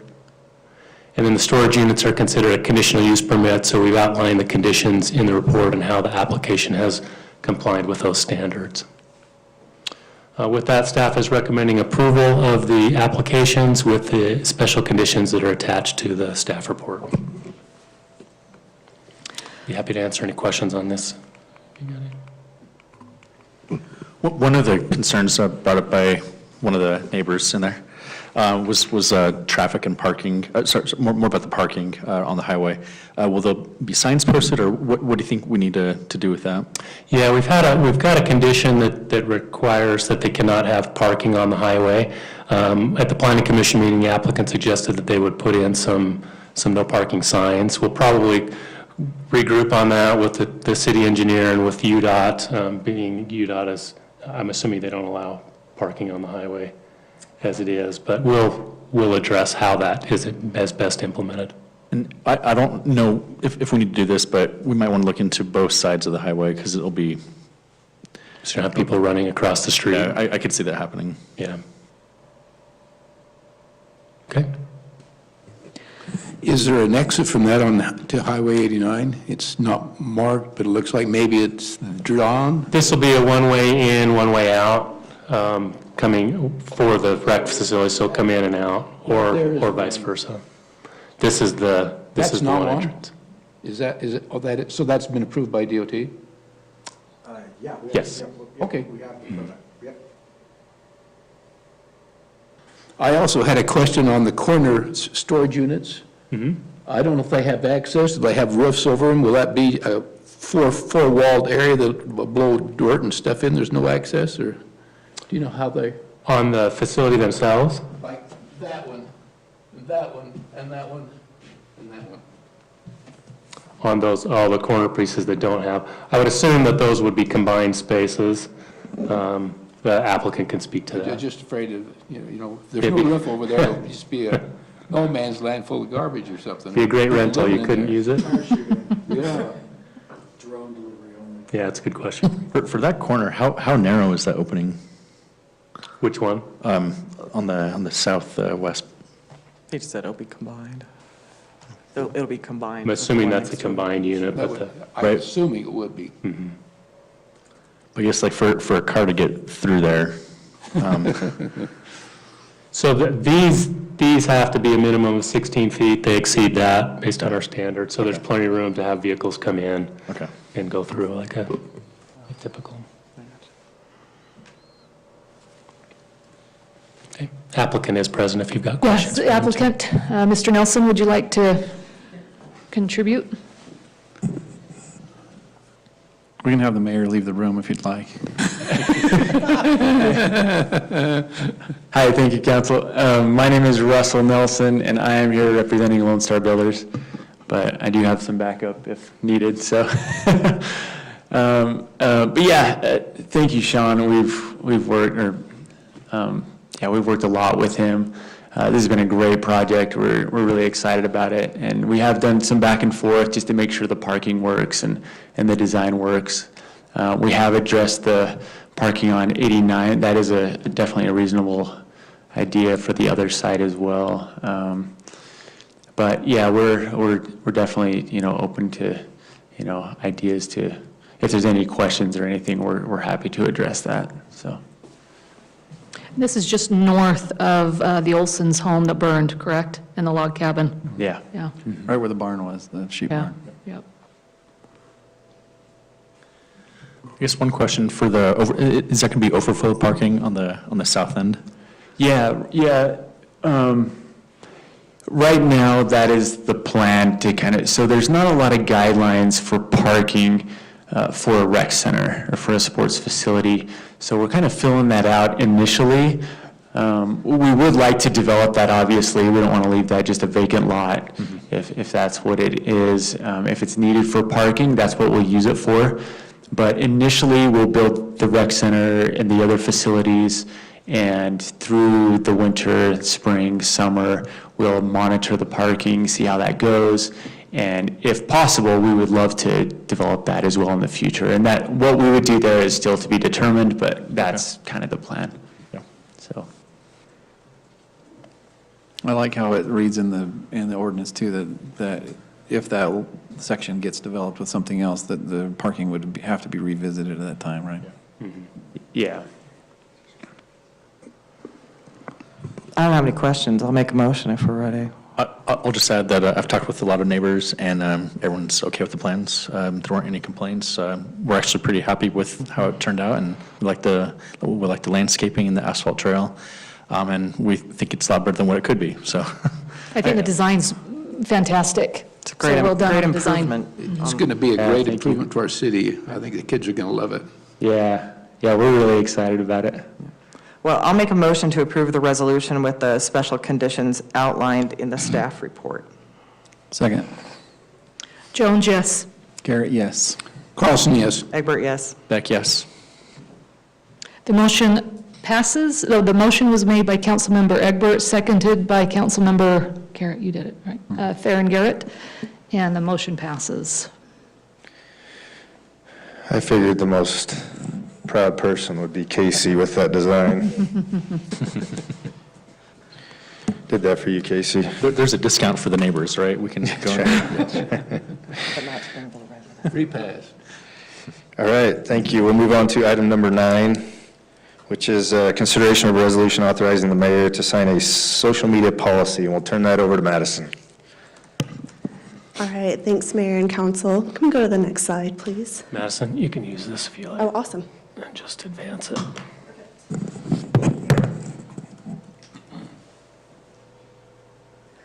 Thank you. So this was briefly introduced at our retreat in February. And I just want to reemphasize that the purpose of this social media policy is to prepare our employees and our officials with best practices for their social media use, as well as ways to minimize risk to the city. And so the purpose comes right from the policy on page 2. And then the policy emphasizes on page 6 our goals in relation to social media. Number 1 being to increase public awareness of our city's vision, mission, values, and work. Number 2, to build trust by communicating competency and enhancing information, transparency, and accessibility. Number 3, to motivate residents to participate in public policy and city programs and events. And number 4, to develop affinity for the city brand by building new and existing relationships with residents. And I know it's a very lengthy policy, but there are just a couple things I wanted to summarize and make sure you all are aware of and understand. So the first section of the policy covers personal use for our city employees and elected officials. And the purpose of this section is to make sure no one is misinterpreting any individual for posting on social media on behalf of the city when they're not authorized to do so. So this clarifies no one should have a social media account created with a mapleton.org email address. No one should use city pictures, the website, anything like that in the profile unless they make a disclaimer that they're speaking on their own behalf and not on the city. So Madison, if we just follow like Donald Trump's way of doing it, we'd be fine, right? Absolutely. Okay. Yeah, that's the model for this. Just kidding. No, that's a great example of what not to do. And I think the case of Donald Trump shows that there's a lot of liability out there with social media that we need to get ahead of before it becomes a problem in our community. And then this section also just clarifies that whether an employee identifies on their profile that they're affiliated with the city or not, it's still public record.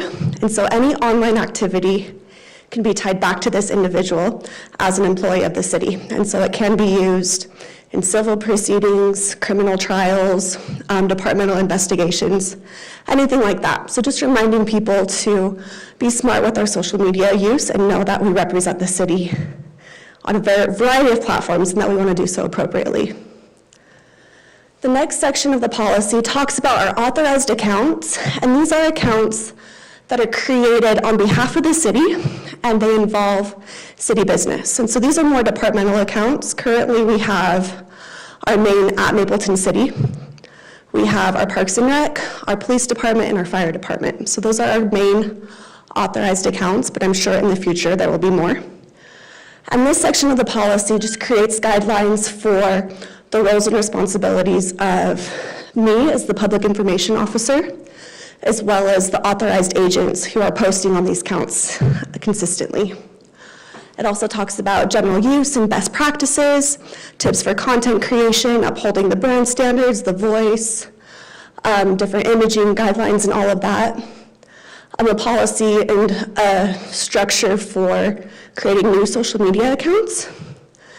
And then a comment policy, which basically, because of the First Amendment, we're not to delete comments for any reason. So just explains the process for that, what to do if we get comments that are inappropriate or hurtful to the city, just how to best handle that. And then the next section talks about official accounts, which are social media accounts that are property of the city, but they are for the mayor and council. So currently, I know we talked about this at the retreat a little bit. Currently, there are some what we would call unofficial accounts that y'all may be running. And so if you were to switch over to official accounts that were owned by the city, this section outlines kind of the separation of account purposes between these official and unofficial accounts, making sure we're not posting campaign things, different measures on those official accounts that can only be used on unofficial terms. Also talks about making sure we're following the archiving practices, kind of the account access and continuity when an office is passed from person to person, naming conventions, standards for the profile and banner images, and then content creation, what can and can't be shared on these accounts. And then the policy ends with terms of use for users who access the city's social media channels. So just making sure they're aware of what's covered in this policy. And next steps with this policy, if it's passed tonight, will be to post the terms of use on the city website on all of our authorized accounts. We currently don't have any official accounts, but if we did, they would be posted there as well. And then checking the archiving status on all of our accounts to make sure we are in compliance with this policy. The next step would be to educate everyone affected by this policy. There's currently a training that I'm working on for elected officials, for authorized agents, I mean just for employees in general, just best practices, things that we need to be aware of. And then continually monitoring social media and being ready to make adjustments as we need to, because that landscape is ever evolving. And so I know we'll never fully be able to be ahead of the social media trends and the risks, but just being aware that we will have to evolve with social media to protect ourselves best we can. So again, I know that's a lot, but this is a summary. Are there any questions on this policy? I think it's very thorough. Yeah, I don't have any questions, but reading through it, at first I thought, oh my heavens, do we need all of this? But after reading through it, it was clear to me that it was needed, for sure. It's very, very good. Very specific ways of helping protect the city and protect elected officials, and I agree wholeheartedly.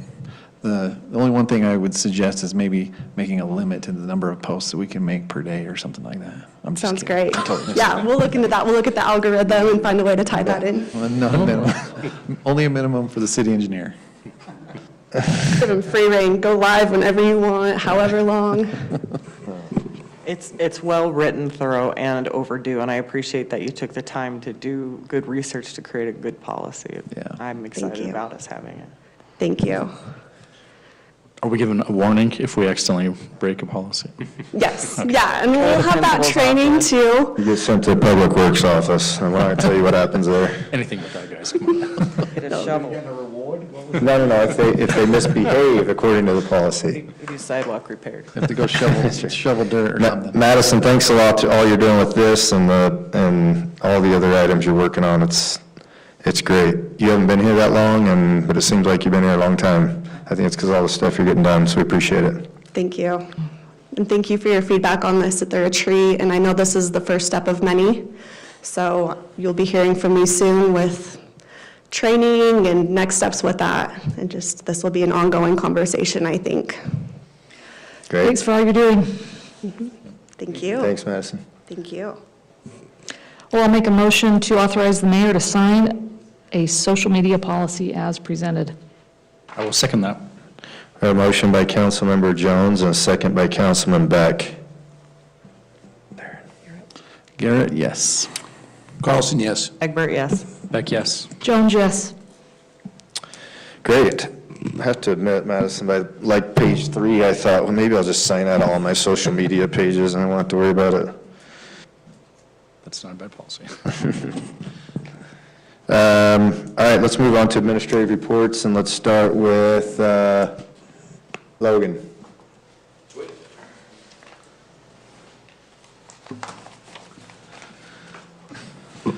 All right, thank you, Mayor Council.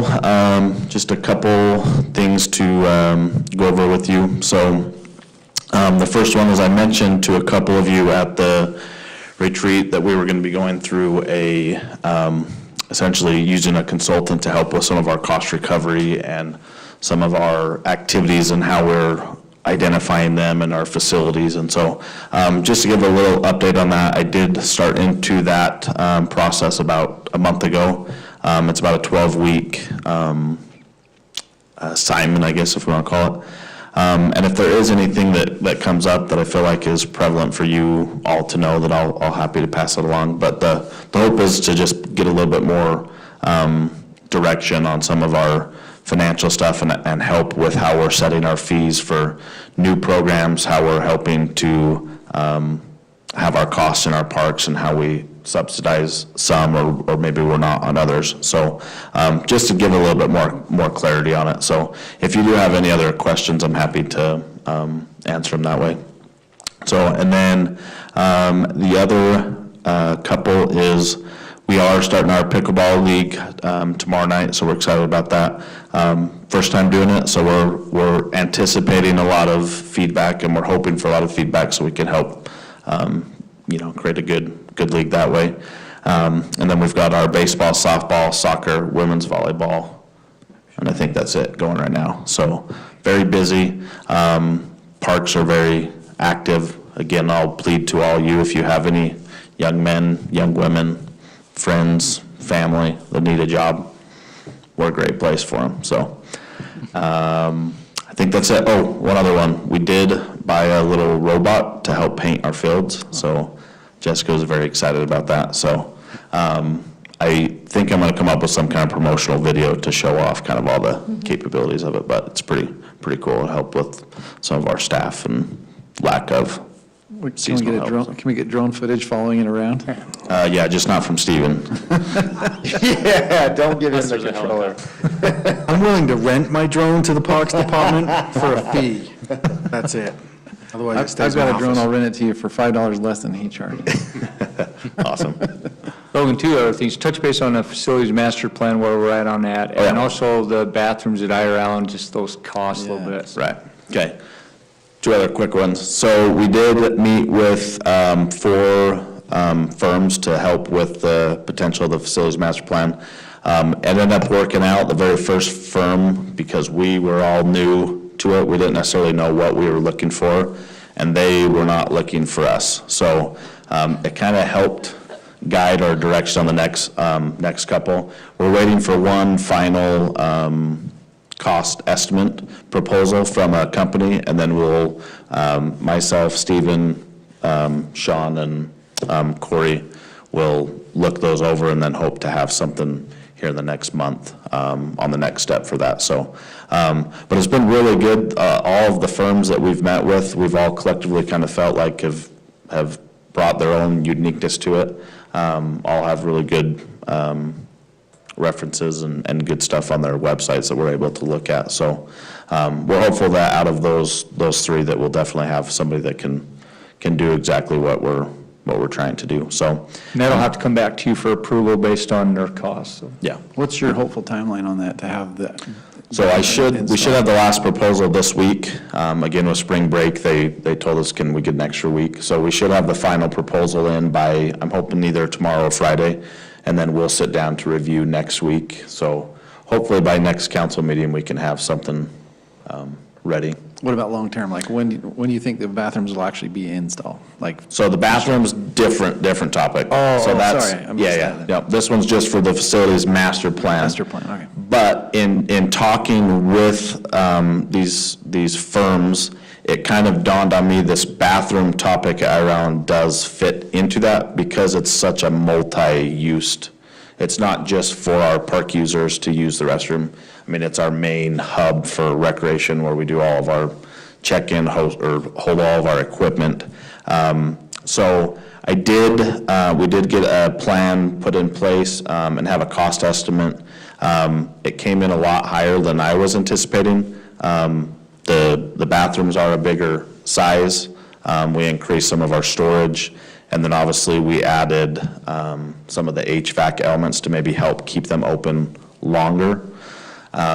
So my hope is to maybe look and see where this facilities plan can maybe help guide a little bit of the conversation with Iyer Allen, specifically in those bathrooms, and maybe see if there's a way that we can condense the building more into just a bathroom facility, and then maybe take some of the storage components and add them into maybe potentially, other areas. So this assessment really kind of goes over all of the needs.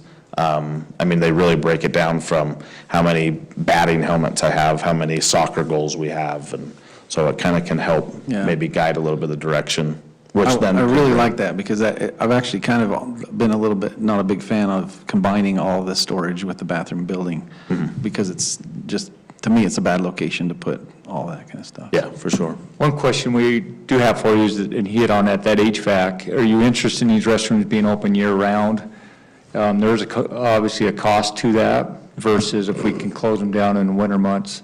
There's some pros and cons, but I don't think, our Harvest Park ones are closed during the winter, right? Yeah, I don't, so is currently- there a reason to have them open? The challenge is that like in spring and fall, you get these weeks where it's warm and people show up like Correct, crazy, yeah. play pickleball. So like stuff. 1st of They're still February. 2 weeks away from opening, right? Like the bathrooms and de-winterizing them, because you still have a couple freezes coming, And I think it'd be prudent to do, there's ways these days to do it, whether you put some electric heat cable on the floor, or if we use masonry or we don't, we put it in the walls, whatever. There's a way to do it to keep her from just blowing air and losing all the efficiency of it. But I think we should, based on the fact of the amenities that we have there now and what the weather patterns do early in the spring and late in the fall now. Totally agree. Otherwise, they're shut down, and on those weeks that you get like 70-degree weather or 65, and it's packed with people, they're going to find a place to go to the bathroom if we don't give them. Yeah, and that can happen literally in January. Have a good day and there'll be They're 50 playing in the people out there. 40s, right? I mean, if there's sun out, they're there, aren't they? Yeah, yeah, for sure. So that's kind of the direction with it, is just to help with all of those aspects of what he is just alluded to. The only caveat from our side is just on the staffing side. Just keeping in mind, cleaning them year-round is a little bit more strenuous, and so, but. That's why we're giving more people. There you go. Love it. So that's kind of where we're at with that bathroom specifically. I'd like to maybe hold off on just going and building a bathroom and see what this facilities master plan can help us maybe have a little bit more educational piece to it, to maybe move some of those storage components and maybe, combine multi-purpose space. Exactly. Make it ideal and futuristic, thinking of future expansion. Yep, Yeah, for and sure. like the bathrooms that, now we have the historic square there at the park, and it's bringing more people. The bathrooms over here don't cut it either, so Yeah. all that's got to be.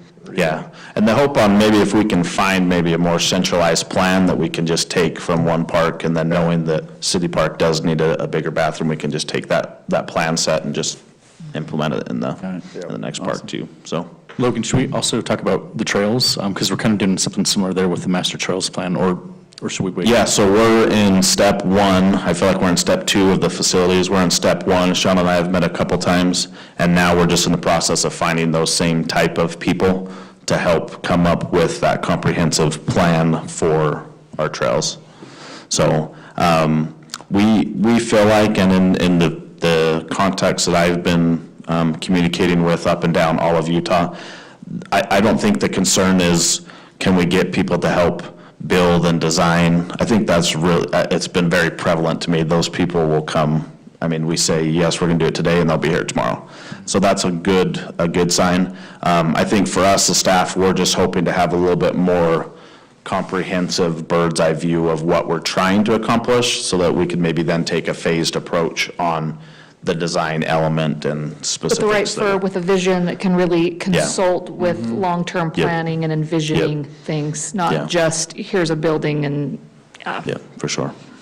So, I like it. is that what you're referring to on trail stuff? Yeah. Okay. Perfect. Okay, I think that's it for me. While you're still here, I have a kind of an odd question. Back in the special events policy, there was a mention of, or it's written in there, I've got it right here, that the trail is currently called the Mapleton Lateral Canal, the Mapleton Parkway Trail. My understanding was it was called the Mapleton Lateral Canal Trail. I'm just wondering, question for everybody, was that ever officially named? Did I miss it? Canal Trail. As far as I know, it's the Mapleton Lateral Canal Parkway Trail. It's all of them. Can we just call it the Mapleton Trail? That's why we don't, Yeah, let's and do that's some why we don't research and call see. it that. Hey, that's a carryover from previous administrations. I caught that same thing, though, as I thought, well, maybe the lateral, maybe it's not called that. Maybe this is an opportunity to do I some thought of we that. took lateral out of it, kind of that's what it was at first, and Can we find out what It's- it yeah. really is, and then maybe consider making it something we can communicate among our citizens? I'll make a suggestion. the trail. Mapleton Trail. That works for. That's our communication. The only challenge is But there's as going we to be get, more. but as we get tons and tons more trails, it's going to be hard to name or to keep. But that was an excellent idea, Mayor.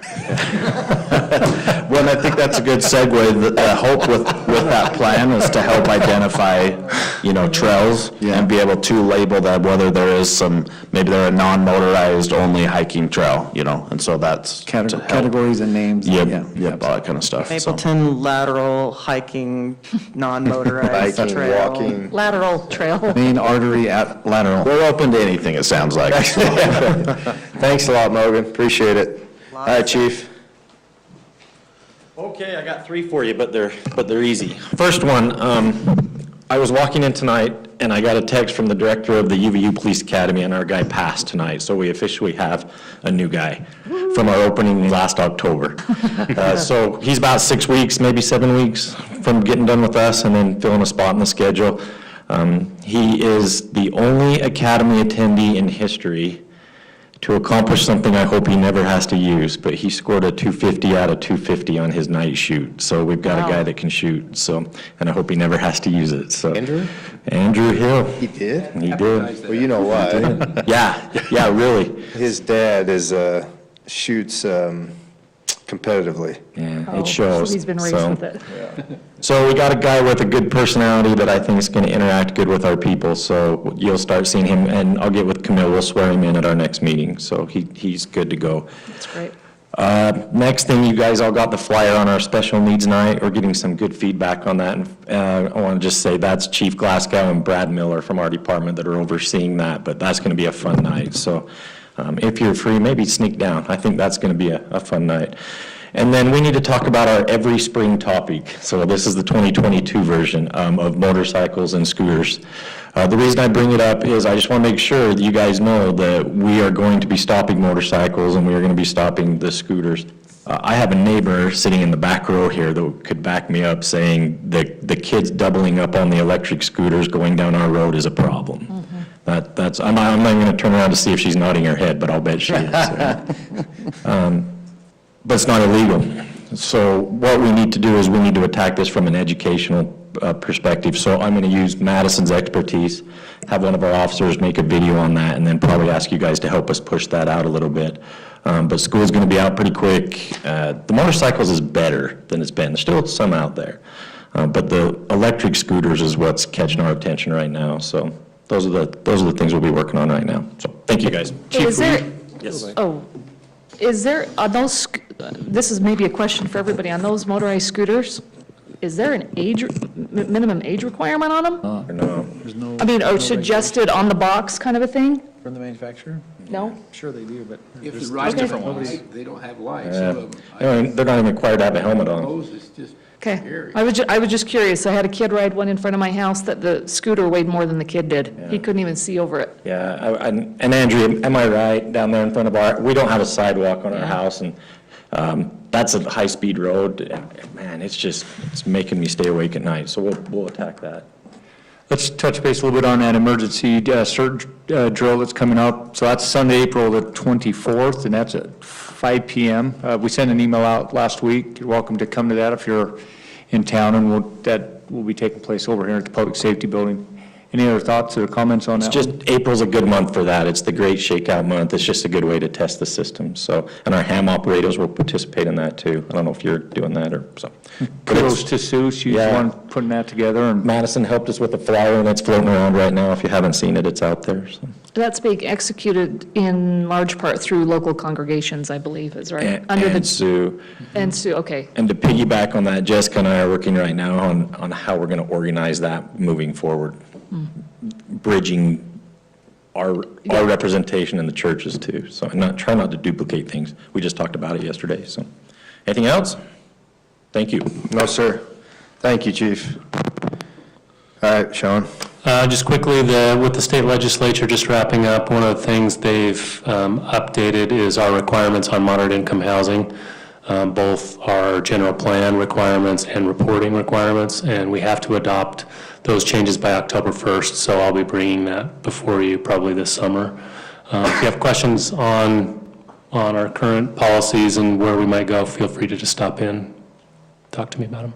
Great. That's it. Thanks, Sean. Mr. Lord. It's pressurized irrigation season, which is like Christmas, but the opposite. No, we're excited. We turned it on this week, had the usual problems. There's a couple of leaks, a couple of breaks, a couple of places where it's not working, so we're fixing those. On that, we got some really good news the last couple of weeks from Central Utah Water. Just to really quickly how our system works. is almost every drop of water that we get, about 70-80% of it comes through the Mapleton Lateral Canal, which is under the Mapleton Lateral Canal Parkway Trail. Yeah, we're just going to start calling it the Mapleton Pipe, I don't know. But it's strawberry water gets delivered through that pipe, and then it gets, the pressure in that pipe forces it up into the pond. And then we pump it out of the pond, back down essentially the same pipe, and pressurize the system. Well, it's really inefficient. And we have been told over the last 6 years that we cannot directly charge our system from the Mapleton Lateral Canal Pipe. That is now changed. So what does that mean? What that means is there's 10 or 12 connections to that pipe, all from the south end of town all the way to the north end of town. And we're going to be able to make connections, we think, at every single one of those locations. So we're right now kind of working through that process, designing what that's going to look like, and we're going to try to implement those connections as fast as we can. The goal would be that as soon as we can make enough of those connections, we will no longer have anybody in town that doesn't have PI. That essentially will solve that problem. So where we were thinking in the past, we were talking about $8 to $10 million worth of capital improvements to get PI everywhere. If we can make these connections, then we're not going to have to do that. So we're very excited. Wow. And What's the pressure in that pipe anyway? the pressure in the pipe is about 90. Okay, I thought it was pretty high. Yeah, it's enough for us to basically pressure the system. The pond will still serve its function. It'll be overflow. It'll be used for peak times, but most of the time we won't have to run the pumps at the pond at all, which would probably cost us $10,000 to $12,000 a year in power as well. So that's going to bring people back to talk about a recreation. You said 10 to 12,000 a year. 100,000 a year. On power? No, we're running those. They run about $16,000 to $18,000 a year in power costs. Oh, 20,000. Yeah. So If my memory serves me correctly, about 4 years ago, I remember a candidate for office stating that we would have PI throughout the city, and so it's always good to see progress going. Do you remember that, Mayor Hakes? Didn't that one person say within 4 years of his original election? I believe So so. we're about 4 months late. Yep, yeah. That ship sailed. the 4 months is my fault. Blame the farm. The fact we're 4 months late is my fault. Blame Stephen, Not blame the candidate's Stephen. fault. If no one's going to butter him Now, let up me ask as a well. quick question. We've talked about, too, a water rate study. Where's that? Yeah, so we've paused a little bit on Okay. that. A lot of that because of some of the grant money that's been coming. We kind of wanted to see where that falls out.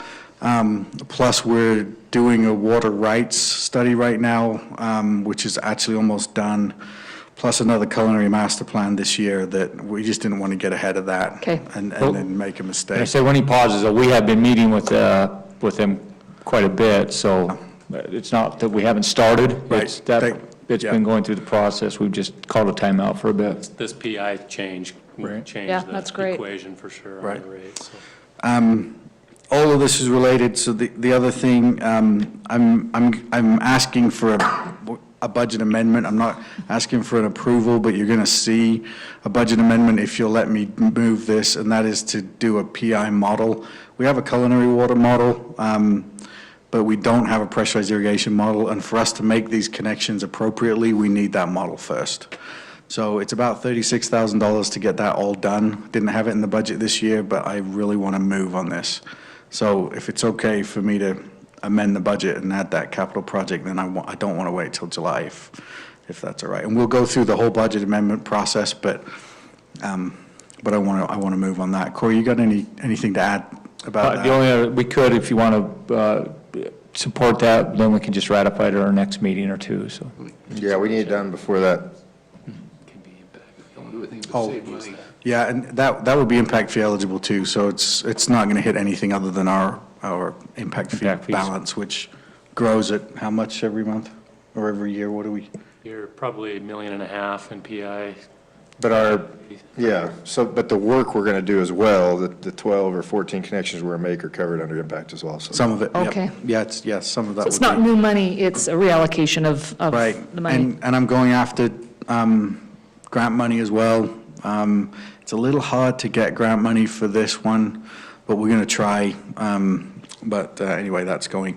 The last thing, again, related, there's a smart water grant, which is kind of designed for metering. If you've followed the legislature on this at all, there's a requirement now that every city meter their secondary water. We already do that, but there's a possibility that we can get some funding for metering the city parks and the city properties, because we don't meter those right now. We will have to. So Logan and I are working together to figure out exactly what we need, and then I'm going to go after the smart water grant. If we don't get the grant, we still have to do the project, but hopefully we're going to offset it with some money. So with any luck, we can get those installed this year as well. Great. And I think that's it. Great, thanks, Stephen. All right, Reed? Just a few things. I wasn't quite sure where the billboard ordinance sits with the city. I don't know if we were going to discuss that sometime or not, but I don't know that we should have too many big billboards along Highway 89. Yeah, I don't see that to be an issue here in Mapleton. When we do have individuals send emails and they're addressing it to the mayor and council, we just want to make sure we forward it on to you so that you're aware of it. But at this point, we don't have anything to Sign ordinance. Do we have any ordinance at all? Yeah, Ours are tight. billboards aren't allowed, just Let's monument leave it signs. that way. Just wanted to let you know that our new transfer station bond was finalized yesterday, and it'll be funded by Monday or Tuesday next week, which is very good. As you know, we already have the approved and going ahead with construction, and the groundbreaking is going to be Thursday, April 28th. And you're invited to come if you'd like. It'll be on site. It starts at 3:30 p.m. Also, the property that the Water District has sold, the money has been received by the board, and there'll be a check coming to the city probably in the next week or so, $444,033.79. So we can use it for... Not for Hey, public well, works. this is- Yeah. Stephen, no. Good job. Good job, Reed, thank you. One other thing, Rita, as you are the liaison to the seniors, Logan or Stephen, will you hit up real quickly on our project that we're going to do to try to take care of that basement? You want me to do it? You okay? Okay, so the Memorial Hall over there. We've got, so Eccles Paving is the big paving company on Main Street. They approached Logan and I and Corey, I think, and took a look at that parking lot and were a little embarrassed by it, so they'd like to help us out. So they've suggested that they'd be willing to donate some either labor or materials to redo that parking lot. We're kind of working out what the details might look like for that, but. Which parking lot was that? I missed it. By Memorial Hall. Oh. And the city park. Good, that's awesome. And then the other one, Stephen, just our basement with the seniors as far as taking care of Oh, it. and then, sorry, that was what you were talking about. That's good, though. It's okay. That is good news, though. So right, where do we have it? Right here, so we've got drainage, the drainage basin that's out here, that's just really struggled, and we've had leaks down in the basement with the seniors. We're gonna look at probably some construction there in the next couple of weeks to fix that. So we're just gonna put some extra pipes, some extra sumps in, do some landscape changes, and hopefully that'll fix the problem. But I'm hoping it's next week, might be the week after. Yeah, we were actually Depends on going to weather. start it today, but due to the weather, rather than make more of a mess for everybody, that's why we're going to wait. Public Works works in the rain, Parks not so much. So, I think, did we put it out on social media that we'd canceled because of rain? You usually do that. And by the way, every time he said water, he was referring to our water. Sean, I know you look lost over there. That whole presentation was about the water, actually. All right, Jessica. Not much. We're just, as Chief mentioned, we're working on some of the details. I think we're on the same page about this community safety committee, so you'll see some information coming forward about that. Likewise, we're working on the proposal for the innovation grant that we've talked about previously, and so you'll see some of that coming forward. Now that we have some changes happening up at the pond, you know that we're going to hear about using that pond for recreational purposes, right? Okay, just, it's going to come back. Whether it's people or dogs, it's going to come back. What do you think about it? I have no response to that right now. I don't know that I buy that. Is there a response in there somewhere? When was the last time we had that discussion anyway? Was it recent? Didn't say she didn't have an opinion. She said she didn't have an opinion, she had no response. Fair enough. I thought we had that discussion not too long ago, did we? Has it been? It's been part of the general plan and parks plan was, Gotcha. those were questions. Okay, so it has been a while. Yeah, it's been a while. All right, that's it? Jessica, thank you. All right, Casey. Yeah, so I've been working with Logan recently on a couple of proposals, one for a Parks and Rec Board and one for a foundation. So we expect to, I think by the next meeting, we'll have a proposal ready to present to the council, but I'm excited about, all the help that's been added to this and that we're finally putting it together. Excellent. Thanks, Casey. All right, Leslie? Nothing. All right, Theron. Just one quick item, more just to put this on the public record so the public knows, a little bit of an update on the fleet management control system, or whatever we're calling it, is pretty much been finalized, and we've pitched the finance end of that, which will be a significant impact to the city budget, at least for the first couple of years, but will significantly better organize our fleet management and save us a lot of money in the long run. But that went to the budget committee this week. We discussed it, got a little bit of details to work out, but just wanted to make sure the public knows that that's on record. Great, thanks, Theron. Camille? No? All right, Corey, I know you got some. Yeah, just one other scheduling thing. Saturday, April 23rd is our spring cleanup, and that information has been out about too, so. I do have something. Our dumpsters will be here this week on the corner, starting on Friday. Excellent. All right, I have an update on our fiber project. So essentially where we are right now is downstairs, we're missing just a few of the router pieces, the main piece of equipment that should be here this week, if not next week, to make the equipment downstairs work. We're about 60% in with the backbone. Within the next 3 months, we'll start doing, there's about 23 nodes, and I think we have 4 here. We're missing about 19. Those will be delivered in the next 2 weeks. Hopefully, they'll be on the ground here. Matt, the director's been out, and we have one here that he's been testing and working on. And then the last mile is what we call it. That's when you go from the nodes to the individual connections. In the next 3 months, we expect to be making some of those live. So that's exciting. So we're getting real close to doing that. Bryce isn't here. I was going to tease him. In our budget meeting, he has to count for any revenue, and then whenever you start to receive revenue, then you have to capitalize all your equipment and all that stuff, and it's kind of a tax nightmare. So he's like begging us to not take income until July 1st. And I told him that too bad, he may not get that. But anyway, we'll cause him a little more grief if we actually make connections and start charging people by June, but that's what we're shooting for. So I can let Harvest Park know that starting in I July, wouldn't do that. August, that we should be able to start hooking up. Is that right? Is that what I'm hearing? Well, so the goal is, the easiest thing right now is the newer subdivisions that are in, we actually have fiber there right now, and those are going to be the easiest ones to actually power. A couple of cool things, actually. And then I've tasked Matt with an actual map that is color-coded and shaded. We have And then it. We can pull it up. Yeah, we have it, we got it. So you're really doing a good job not responding to my question then, are you? I'm avoiding it. All right, I got it. Is this the interest area? Well, this is the map, but I've tasked Matt with an additional map to where he can shade and show the areas that we're going to in sequence, and then with dates.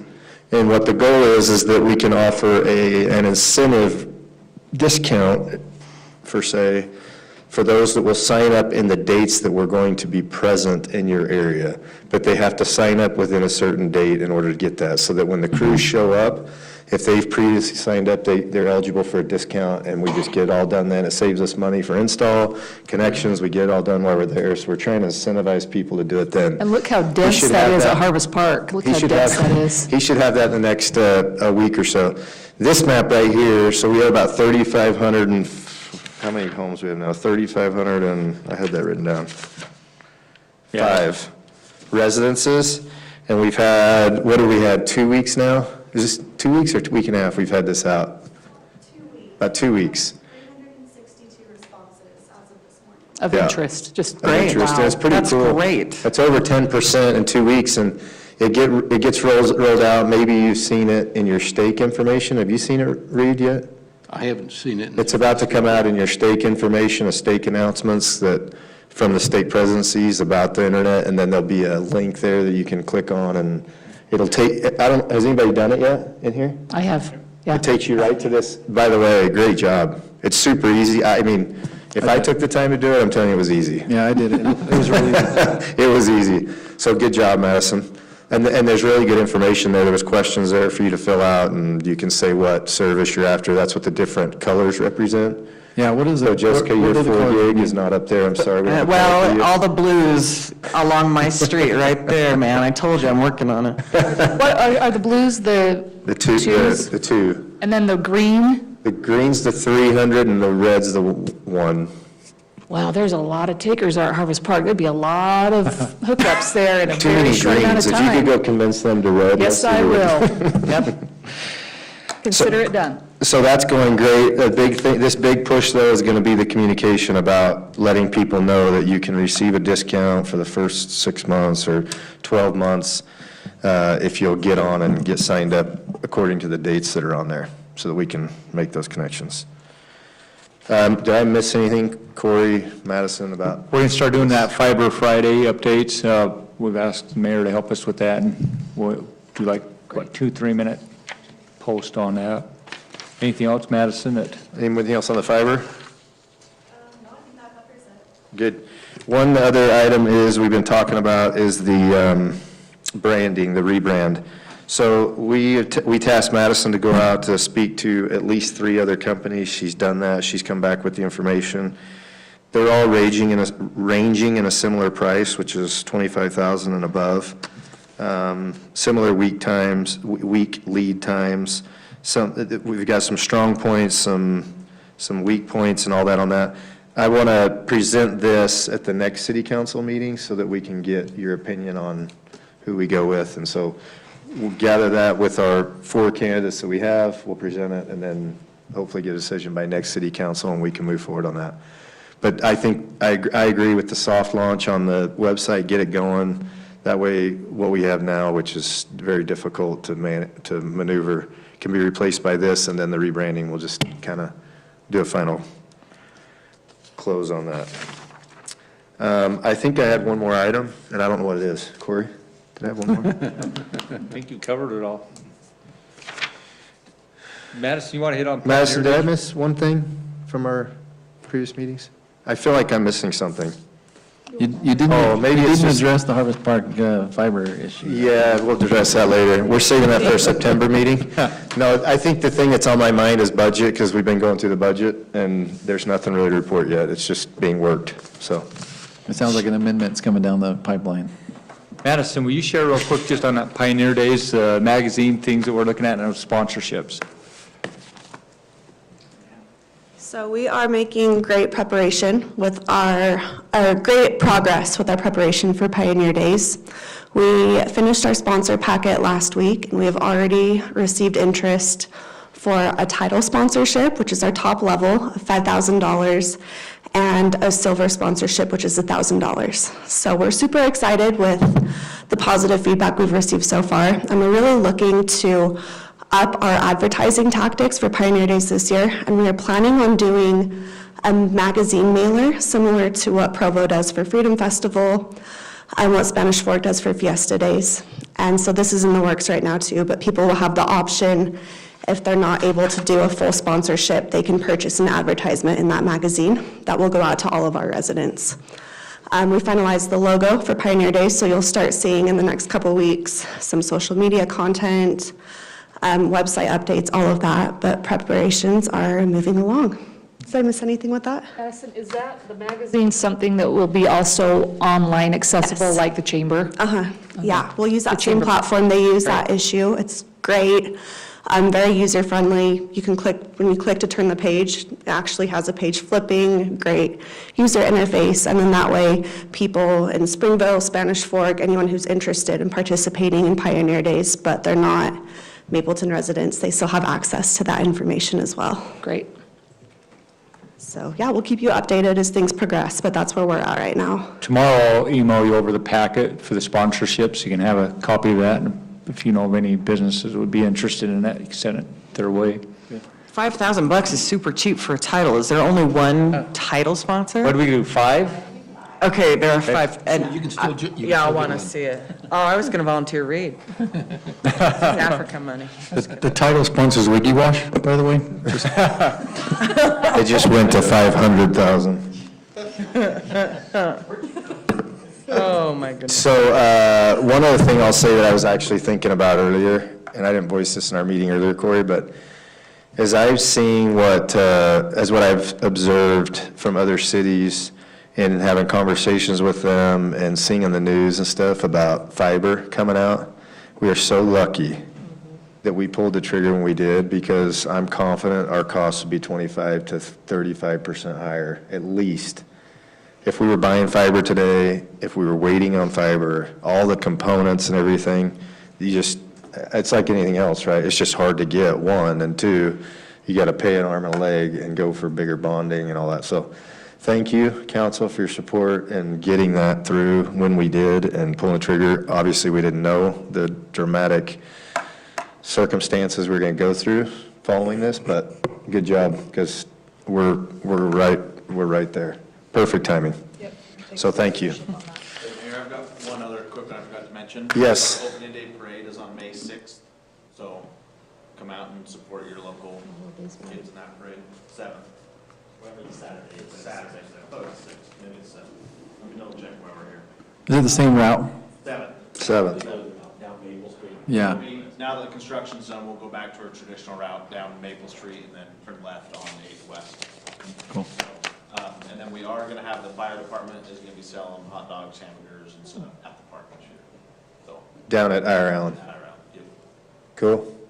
That's a good idea. Pioneer Days, their theme this year is Mapleton through the decades. So each year that theme will change and the logo will change. And the committee puts that together, so. Has that, we haven't, what do you call it? Announced it? The logo, the emblem, what do we call it? The logo? We just talked about it. The logo for this 24th of July? It'll be on that packet I send you tomorrow. Oh, so you haven't sent it out yet? No, I'll send it in the morning. Which color did you choose? Yeah, it's actually pretty cool, and I don't know if it was meant, if this was the meaning behind it, What's that? but after looking at it for a minute, it looks like a wagon wheel, for like pioneers with the mountains, and like, you could say some kind of sunlight or whatever. It's actually pretty cool. Looks different with different backgrounds, but if you put a white background behind it, it looks pretty cool. So we took a picture of Maple Mountain and then traced it. I can't see the mountain. Well, you that's a gotta look good at Oh, I idea. see. I see. it. With a different background, Got it's, it, yeah. yeah, it's cool. Good Sun's job. coming up. It's nice. So that's for this year, and then Good job. that's this year, and obviously it changes every year Every with year, the yeah. theme that they're doing, so. We're not competing with Spanish this year either. We're all on our own. Oh, that's right. They're on Mondays, so it'll be a little bit bigger. Yeah, what more people? Probably 5,000 more people. Logan and I have been going to couples therapy at 2 in the morning. You're gonna need it. Okay, cool. All right, thanks, everyone. Motion to close. So moved. Second. A motion by Councilmember Jones, and a second by Councilman Carlson. All in favor? Aye. Yes, yes. Aye. Amen. Whichever one works.